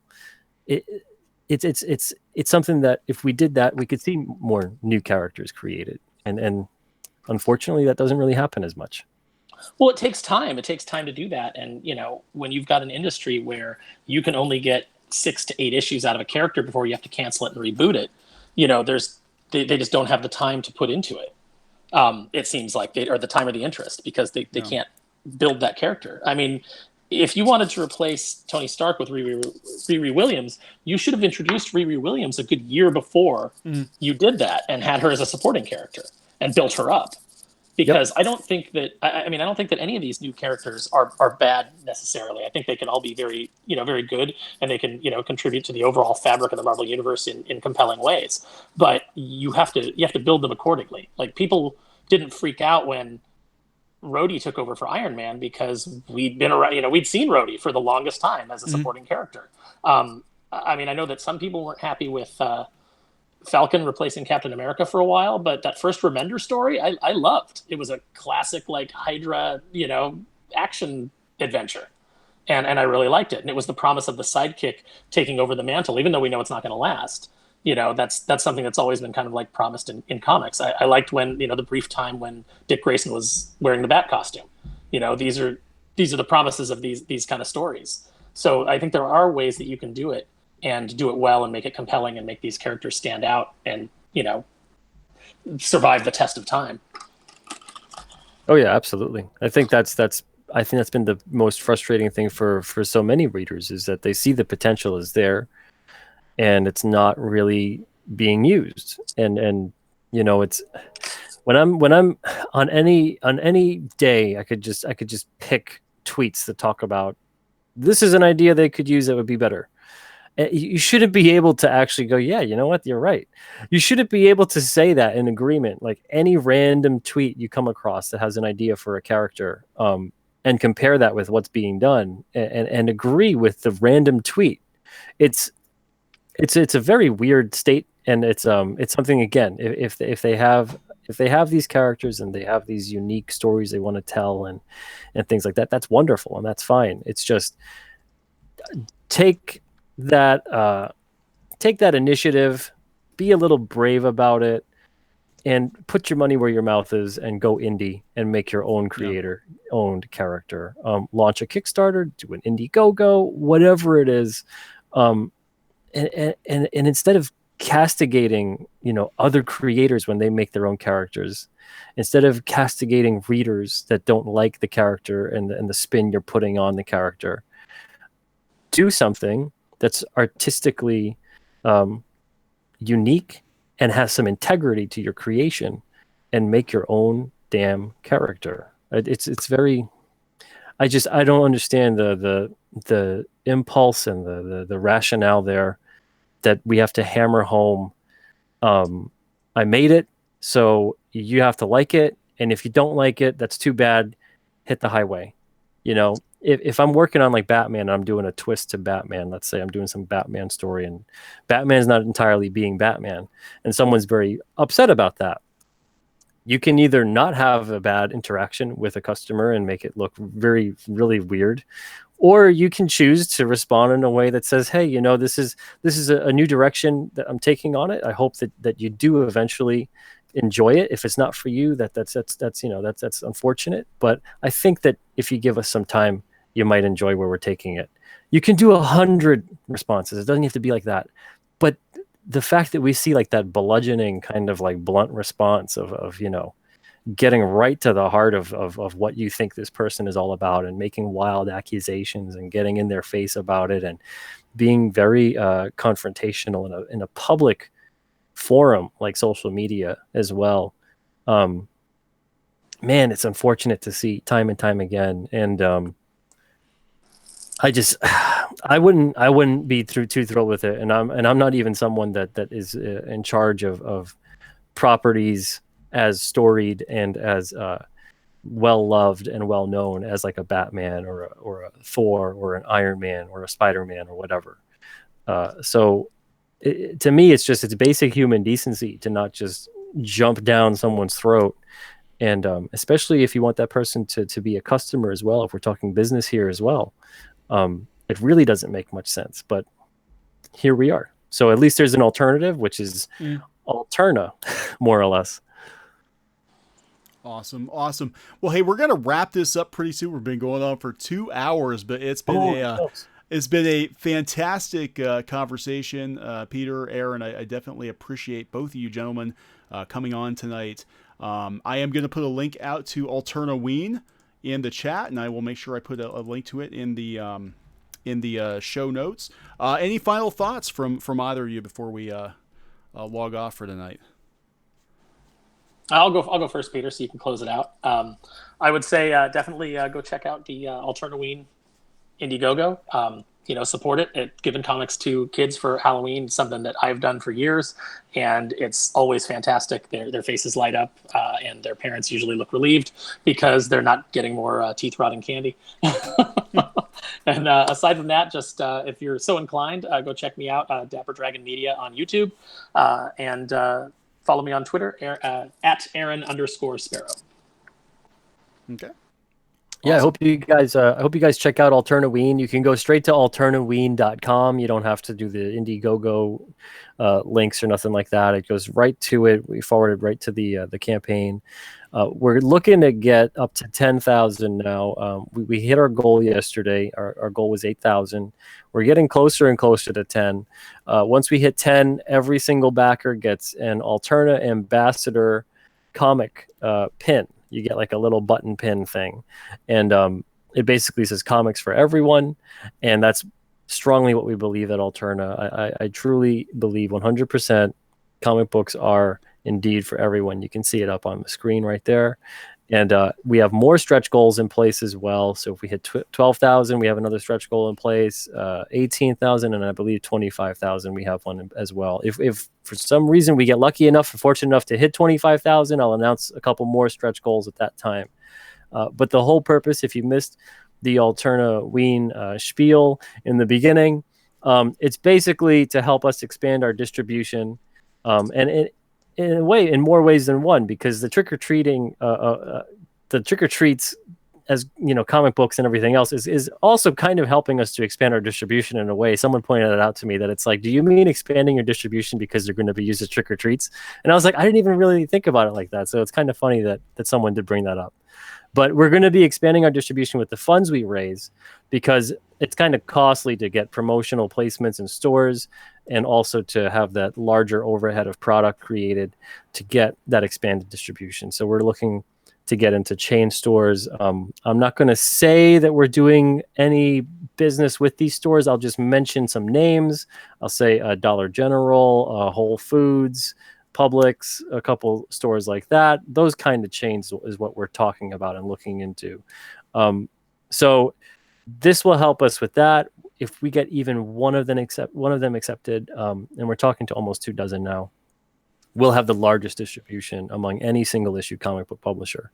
So it's a pretty important campaign in terms of what it will do, not only for comic book distribution in general, but you have the chance of giving a little kid perhaps their first comic book ever on Halloween.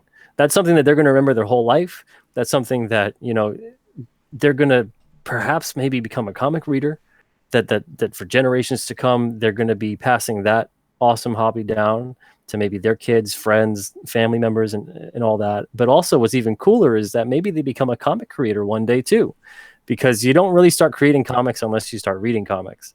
So there's so much tremendous potential here. There's already 10,000 comics that are getting picked up for trick-or-treats because of this. That's how many people have pledged. Cool. That's a lot of comic books. That's a lot of comic book readers potentially, and a lot of trick-or-treats going out. So please support that if you can. Give it a look. We've got hats and shirts and all kinds of other stuff on there as well. And you can go to your local comic shop and pick up our books too at alternacomics.com/retailers, or you can order direct from us at orderalterna.com. We're pretty backed up on orders right now, but you'll definitely get your books within a couple of weeks. And the Alterna Ween bundles I guarantee they will arrive in time for Halloween. Awesome. Yeah, we're looking forward to it. We've been decorating for Halloween today, so it's awesome. Definitely getting into the spirit. So go out and pick up a bundle of books to give out to kids this Halloween. Be fantastic. Thank you, Peter, so much for coming on. We've been trying to get you on for a couple of weeks now, and understandably you've been busy, but you have an open invite. Anytime you want to swing by, we'd love to have you back on. Thank you. Yeah, I really wanted to come on for a while, even before this whole fiasco had started, and then it just kind of became one thing after the other. So I'm glad we were able to do it, and thank you for having me on, and thanks for everybody that showed up in the chat tonight. You guys are great. Sure thing. Thank you, as always, Aaron, for popping in and giving your opinion. Always. Yeah, love to come on. All right, guys. Well, we're going to wrap this one up. Thank you so much, everybody who was watching. We actually had a pretty big turnout tonight. And thank you for those who gave to the Super Chat. Didn't have to do that, but it is appreciated. And again, check out alternacomics.com for more Alterna goodness. And we're going to log off for tonight. Don't forget to subscribe. Hit the bell for notifications so you know when we go live next. All right, guys. We'll see you.